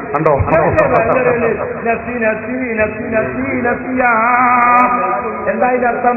എന്റെ തടി എന്റെ തടി എന്റെ തടിയില് മോചേരും ആദ്യരും തങ്ങളും തമ്പുരാനും വീടി ഒക്കെ അവിടുന്ന് ഇറങ്ങുന്നല്ലേ പറയുന്നത്. എല്ലാവരും ചിലവിക്കല്ലേ, പിന്നെ നിങ്ങൾക്ക് മറ്റുള്ളവർ ദേശിക്കാൻ പറ്റുമോ? وقال الذين كفروا اتبعوا سبيلنا وقال الذين كفروا للذين آمنوا اتبعوا سبيلنا ولنحمل خطاياكم وما هم بحاملين من خطاياهم من شيء فإنهم لكاذبون. പരിശുദ്ധ ഖുർആൻ സൂറത്ത് അൻകബൂത്തിൽ പറഞ്ഞതാണിത്. കണ്ടോ എന്താ പറഞ്ഞത്? സത്യനിഷേധികൾ സത്യവിശ്വാസികളോട് പറഞ്ഞു, നിങ്ങൾ ഞങ്ങളുടെ മാർഗം പിൻപറ്റിക്കോളി, നിങ്ങളുടെ കുറ്റങ്ങൾ ഞങ്ങൾ ഏറ്റെടുത്തുകൊള്ളാം. സഹാബികളോട് അബൂജഹലും കൂട്ടരും പറയാണ്, കമ്പനി മനസ്സിലായി. സഹാബികളോട് അബൂജഹലും കൂട്ടരും പറഞ്ഞ പ്രഖ്യാപനമാണ് ഇപ്പൊ ഞങ്ങളെ നേതാവ് നടത്തിയത്. ഇതാ ഞങ്ങൾ പറയുന്നത് ഇത് പൗരോഹിത്യമാണ്. സഹോദരങ്ങളെ, ഈ പ്രഖ്യാപനം അതൊരു മുസ്ലിമിന്റെ നാവിൽ നിന്ന് വരേണ്ടതല്ല, അത് വത്തിക്കാനിൽ നിന്ന് വരേണ്ടതാണ്. വത്തിക്കാനിലെ പൗരോഹിത്യ സഭയിൽ നിന്ന് വരേണ്ട പ്രഖ്യാപനമാണത്. അത് ഇസ്ലാമിൽ നിന്ന് വരെ ഉണ്ടാവേണ്ടുന്ന പ്രസ്താവനയല്ല. ഇതാണ് ഇത് അല്ലാഹുവിനെ കുറിച്ച് വിശ്വസിക്കുന്നതിന് ചെറിയ രൂപം. ഒരുപാട് കാര്യങ്ങളെ വിശദീകരിക്കാനുള്ളത് കൊണ്ട് ചെറിയ രൂപത്തിലെ ഞാനിവിടെ പറഞ്ഞിട്ടുണ്ട്. ഇത് നിങ്ങൾ ചിന്തിച്ചോളൂ. ഇത് ശാഖാപരമാണോ? ഇത് നിസ്സാരവൽക്കരിക്കപ്പെടേണ്ട കാര്യമാണോ? ഇത് എതിർക്കപ്പെടേണ്ടതല്ലേ? നിങ്ങൾ ചിന്തിച്ചോളൂ. ഞങ്ങൾ അതേ പറയുന്നു. ഞങ്ങൾ ആരുടെയും അടിച്ചേൽപ്പിക്കുന്നില്ല. 14 നൂറ്റാണ്ടിന്റെ പാരമ്പര്യമുള്ള ആ വിശ്വാസാചാരങ്ങൾ തള്ളി മാറ്റിയപ്പോൾ പിന്നെ വായി വരുന്നത് കോതക്ക് പാട്ട് എന്ന് പറഞ്ഞതുപോലെ ഓരോ മൗലവിമാരും ഓരോന്ന് പറയാൻ തുടങ്ങി. അതല്ലേ അല്ലാഹുവിനെ കുറിച്ചുള്ള വിശ്വാസം നമ്മൾ കണ്ടത്? ഇനി ഞാൻ ചോദിച്ചോട്ടെ, രണ്ടാമത്തെ തൗഹീദിന്റെ വചനത്തിലുള്ള വിശ്വാസം ആരംഭിച്ച ഹബീബ് മുഹമ്മദ് റസൂലുള്ളാഹി അഷ്റഫുൽ ഖൽഖ് ത്വാഹ റസൂലുള്ളാഹി നബി സല്ലല്ലാഹു അലൈഹി വസല്ലമ തങ്ങളെ കുറിച്ചുള്ള വിശ്വാസം. എങ്ങനെയാണ് നമ്മൾ റസൂലിനെ കുറിച്ച് വിശ്വസിക്കുന്നത്? സ്വഹാബത്ത് പഠിപ്പിച്ച വിശ്വാസമാണ് നമുക്കുള്ളത്. നബി സല്ലല്ലാഹു അലൈഹി വസല്ലമ തങ്ങൾ നമ്മെ പോലെ കേവലം സാധാരണ മനുഷ്യനല്ല, അസാധാരണ വ്യക്തിത്വത്തിന്റെ ഉടമയാണ് എന്ന് മുസ്ലിം ലോകം വിശ്വസിക്കുന്നു. എന്നാൽ ഇത് മുജാഹിദുകളുടെ പ്രസിദ്ധീകരണമാണ്. പിളരുന്നതിന്റെ മുമ്പ് ഇറക്കിയ ശബാബാണ്. ആർക്കും നിഷേധിക്കാൻ കഴിയില്ല. അത് ആ ഗ്രൂപ്പാണ്, ഈ ഗ്രൂപ്പാന്ന് പറയാൻ പറ്റുന്ന 2 ഗ്രൂപ്പുകളാണ്. ശബാബ് വാല്യം പുസ്തകം 11 ലക്കം 30. പ്രവാചകന്മാർ മനുഷ്യർ തന്നെ. എഴുതുന്നതാരാ? കേരള നെടുവത്തൂർ മുജാഹിദീന്റെ സംസ്ഥാന പ്രസിഡന്റായിരുന്ന അന്തരിച്ച ഡോക്ടർ എം ഉസ്മാൻ എഴുതുകയാണ്. അയാൾ എഴുതിക്കൊണ്ട് പറയുന്നത് എന്താ?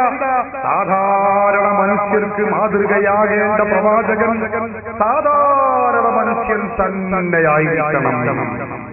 സാധാരണ മനുഷ്യർക്ക് മാതൃകയായിട്ടാ പ്രവാചകന്മാർ വരുന്നത്. അവർ സാധാരണ മനുഷ്യർ തന്നെയായിരിക്കണം. എന്നിട്ട് ഇങ്ങനെ വിശദീകരിച്ച് അദ്ദേഹം പറയുന്നു, സാധാരണ മനുഷ്യ പ്രകൃതിയുള്ളവരായിരുന്നു പ്രവാചകന്മാർ. അവർക്ക് സാധാരണ മനുഷ്യരെ പോലെയുള്ള കേൾവിയും, ശ്രദ്ധിക്കണം, അവർക്ക് സാധാരണ മനുഷ്യരെ പോലെയുള്ള കേൾവിയും കാഴ്ചയും മാത്രമേ ഉണ്ടായിരുന്നുള്ളൂ. ഇത് മുജാഹിദിന്റെ സംസ്ഥാന പ്രസിഡന്റ് എഴുതിയതാണ്. നമ്മളൊക്കെ സാധാരണ കേൾവി എന്നാണ് നമ്മുടെ കേൾവി, സാധാരണ കാഴ്ച എന്നാണ് നമ്മുടെ കാഴ്ച. സാധാരണക്കാരായ നമ്മൾ സഹോദരങ്ങളെ ആരെങ്കിലും മലക്കുകളെ കണ്ടിട്ടുണ്ടോ? കണ്ടിട്ടില്ല. മലക്കുകളുടെ ശബ്ദം കേട്ടിട്ടുണ്ടോ? കേട്ടിട്ടില്ല. എന്താ കാരണം? പള്ളികളിൽ, ഇൽമിന്റെ മജ്‌ലിസുകളിൽ, ദിക്റിന്റെ വേദികളിൽ മലക്കുകൾ പങ്കെടുക്കുമെന്ന് അല്ലാഹുവിന്റെ ഹബീബ് മുഹമ്മദ് റസൂലുള്ളാഹി സ്വല്ലല്ലാഹു അലൈഹി വസല്ലം തങ്ങൾ പഠിപ്പിച്ചതാണ്. പക്ഷേ നമ്മളാരും മലക്കുകളെ കണ്ടിട്ടില്ല, അവരുടെ ശബ്ദം കേട്ടിട്ടുമില്ല. എന്താണ് കാരണം? അത് കേൾക്കാനുള്ള കാത്, പവറുള്ള കാതില്ല, അത് കാണാനുള്ള കണ്ണിന്റെ പവർ നമുക്കില്ല. എന്നാൽ അങ്ങനെയുള്ള നമ്മെ പോലോത്ത സാധാരണ കേൾവിയും കാഴ്ചയും മാത്രമുള്ളവരാണത്രേ പ്രവാചകന്മാർ. നിങ്ങൾ ചിന്തിച്ചോളൂ, ഈ വിശ്വാസം ഇസ്ലാമിന്റെ വിശ്വാസമാണോ അല്ലേ? നിങ്ങൾ ചിന്തിച്ചോളൂ. ഇത് വിശ്വസിക്കുന്ന മുജാഹിദിന്റെ പിന്നാലെ നിങ്ങൾ പോകണമോ വേണ്ടയോ? നിങ്ങൾ തീരുമാനിച്ചോളൂ. ഇത് വിശ്വസിക്കുന്ന പ്രസ്ഥാനം ഇസ്ലാമിക വിശ്വാസമാണോ? നിങ്ങൾ വിലയിരുത്തിക്കൊള്ളൂ. ഇതേ ഞങ്ങൾ പറയുന്നു. ഇത് അല്ലാഹുവിന്റെ റസൂലിനെ കൊച്ചാക്കുന്ന വിശ്വാസം. സഹോദരങ്ങളെ, കഴിഞ്ഞോ? ഇതേതാണ് പുസ്തകമെന്ന് നിങ്ങൾക്കറിയുമോ? അൽ മുഹദ്ദിദാണ് മുജാഹിദിന്റെ പ്രസിദ്ധീകരണം. ഇതിൽ പറയുന്നത് എന്താ?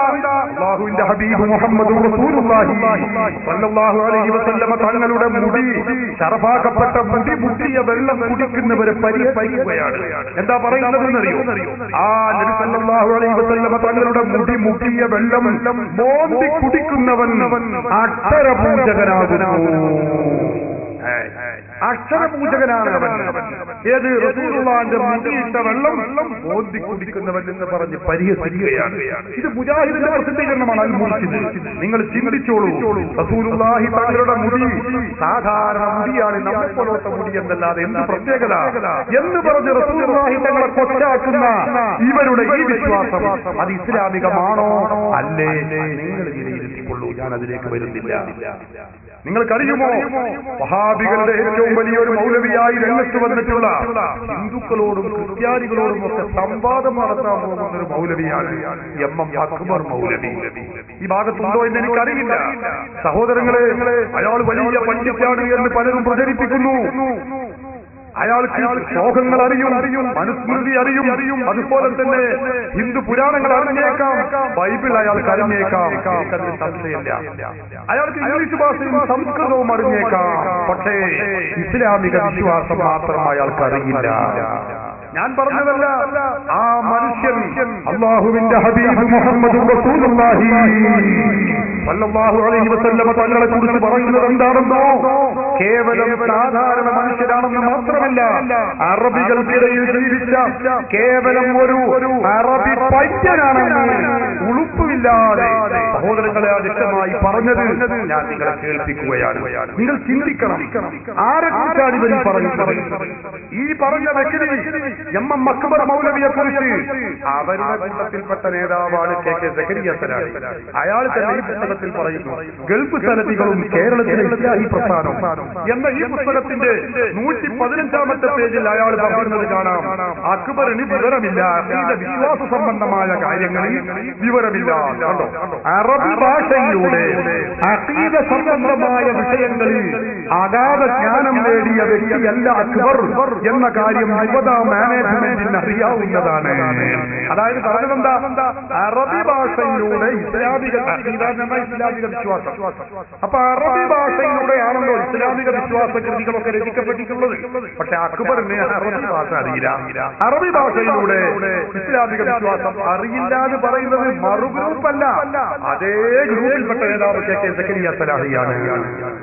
അത് ശരിയാണ്. അയാൾക്ക് ഇസ്ലാമിക വിശ്വാസം അറിയില്ല, അയാൾക്ക് ശ്ലോകങ്ങൾ അറിയും, ഇംഗ്ലീഷ് അറിയും, സംസ്കൃതം അറിയും, ഉപനിഷത്തുകൾ അറിഞ്ഞേക്കാം, ബൈബിളിനെ കുറിച്ച് ആൾക്ക് വിവരമുണ്ടായേക്കാം, പക്ഷെ ഇസ്ലാമിക വിശ്വാസം അറിയില്ല. അതുകൊണ്ട് തന്നെ ആ മനുഷ്യൻ അല്ലാഹുവിന്റെ ഹബീബ് മുഹമ്മദ് റസൂലുള്ളാഹി സ്വല്ലല്ലാഹു അലൈഹി വസല്ലം തങ്ങളെ കുറിച്ച് മുജാഹിദുകളുടെ വിശ്വാസം അയാൾ പറയുന്നത് നിങ്ങളൊന്ന് കേൾക്കണം. എന്നിട്ട് നിങ്ങൾ വിലയിരുത്തണം, ഈ പ്രസ്ഥാനത്തിൽ കൂടണോ വേണ്ടേ? നിങ്ങൾ വിലയിരുത്തിക്കൊള്ളൂ. അക്ബറിന്റെ പ്രസംഗം നിങ്ങൾ മുഹമ്മദ് നബി സല്ലല്ലാഹു അലൈഹി വസല്ലം ഒരു മനുഷ്യനായിരുന്നു. അദ്ദേഹം ഒരു മനുഷ്യനായിരുന്നു. ഞാൻ പറഞ്ഞല്ലോ, 40 വയസ്സുവരെ അറബികൾക്കിടയിൽ ജീവിച്ച ഒരു സാധാരണ അറബിപ്പയ്യൻ, അറബികൾക്കിടയിൽ ജീവിച്ച ഒരു സാധാരണ അറബിപ്പയ്യൻ, അറബികൾക്കിടയിൽ ജീവിച്ച ഒരു സാധാരണ അറബിപ്പയ്യൻ.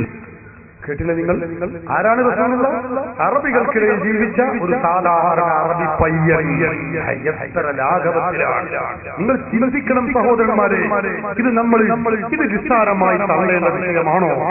അഷ്റഫുൽ ഖൽഖ് മുഹമ്മദ് റസൂലുള്ളാഹി, ഈ ലോകത്തിന്റെ നേതാവ് സയ്യിദുനാ മുഹമ്മദ് റസൂലുള്ളാഹി സല്ലല്ലാഹു അലൈഹി വസല്ലമ തങ്ങളെ കുറിച്ച് ഇയാൾ പറയുന്നത് എന്താ? അറബികൾക്കിടയിൽ ജീവിച്ച കേവലം ഒരു അറബി പയ്യനാണ് എന്ന് പരിഹസിക്കുന്ന ഇവർക്ക് അല്ലാഹുവിന്റെ റസൂലിലുള്ള വിശ്വാസം നിങ്ങൾ ചിന്തിച്ചോളൂ. ഞാൻ പറയുന്നില്ല ഞങ്ങൾ എന്തുകൊണ്ട് മുജാഹിദ് പ്രസ്ഥാനത്തെ എതിർക്കുന്നു, ഇത് ഇസ്ലാമല്ല എന്ന് ഞങ്ങൾ തീർത്തു പറയുന്നത് എന്തുകൊണ്ട്? അല്ലാഹുവിന്റെ ഖുർആൻ പഠിപ്പിച്ചതെന്താ? ആമിനൂ കമാ ആമനന്നാസ്. സഹാബത്ത് വിശ്വസിച്ചതുപോലെ നിങ്ങൾ വിശ്വസിക്കണം. സഹാബത്തിന്റെ വിശ്വാസം എന്താ? ഇമാം ബുഖാരിയും മുസ്ലിമും ഉദ്ധരിക്കുന്ന നൂറുകണക്കിന് ഹദീസുകൾ അല്ലേ? അല്ലാഹുവിന്റെ റസൂൽ വുളു എടുക്കുന്നു. ഇമാം ബുഖാരി ഉദ്ധരിക്കുന്ന ഹദീസിൽ കാണാം, അതിന്റെ 159 നമ്പർ ഹദീസിൽ അവിടുന്ന് പറയും, ഇമാം ബുഖാരി ഉദ്ധരിക്കുകയാണ്, റസൂലുള്ളാഹി സ്വല്ലല്ലാഹു അലൈഹി വസല്ലം തങ്ങൾ വുളു എടുക്കുമ്പോൾ വുളു എടുക്കുന്ന ആ തറഫാക്കപ്പെട്ട മുഖം കഴുകിയ വെള്ളം, കൈ കഴുകിയ വെള്ളം, മറ്റ് അവയവങ്ങൾ കഴുകിയ വെള്ളം, ആ വെള്ളം നിലത്തു വീഴാതെ എനിക്ക് കിട്ടണം എന്ന് കരുതി സ്വഹാബത്ത് തിക്കും തിരക്കും കൂടിയിരുന്നു എന്ന് മാത്രമല്ല, നബി സല്ലല്ലാഹു അലൈഹി വസല്ലം തങ്ങൾ വുളു എടുക്കുമ്പോൾ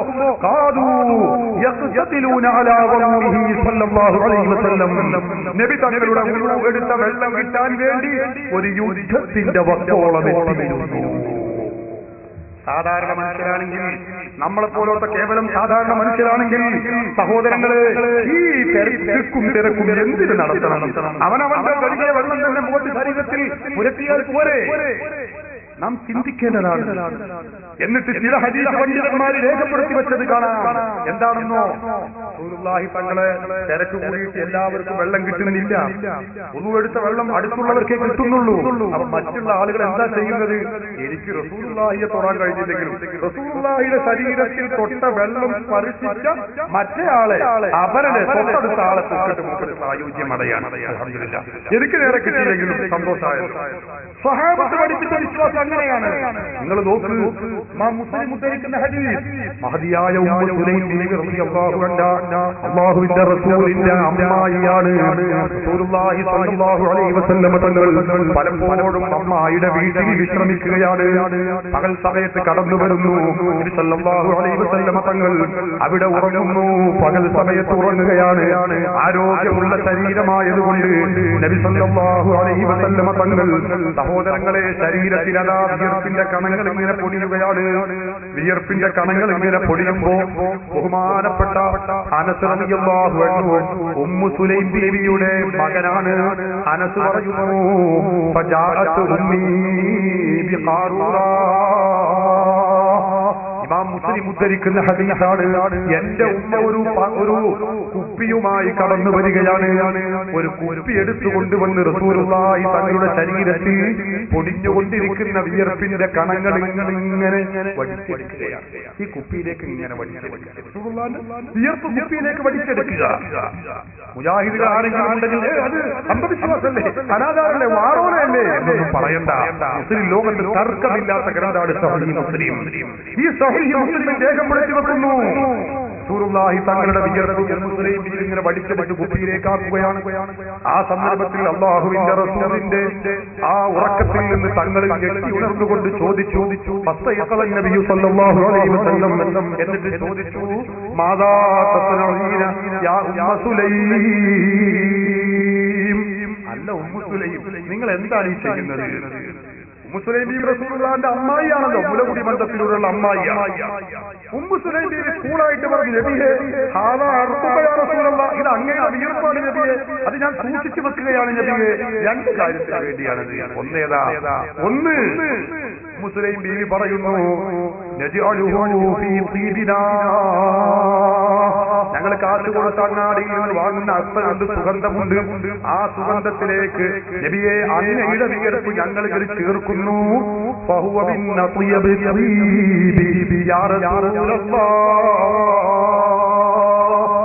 തങ്ങളുടെ വിയർപ്പ് കാശ് കൊടുത്ത് വാങ്ങിയ അത്തർ കുപ്പിയിലേക്ക് അങ്ങോട്ട് ഒറ്റിച്ചാൽ അത് വല്ലാത്തൊരു പരിമളമാണ്, സുഗന്ധമാണ് നബിയേ. ഇത് സാധാരണക്കാർക്കുണ്ടെങ്കിൽ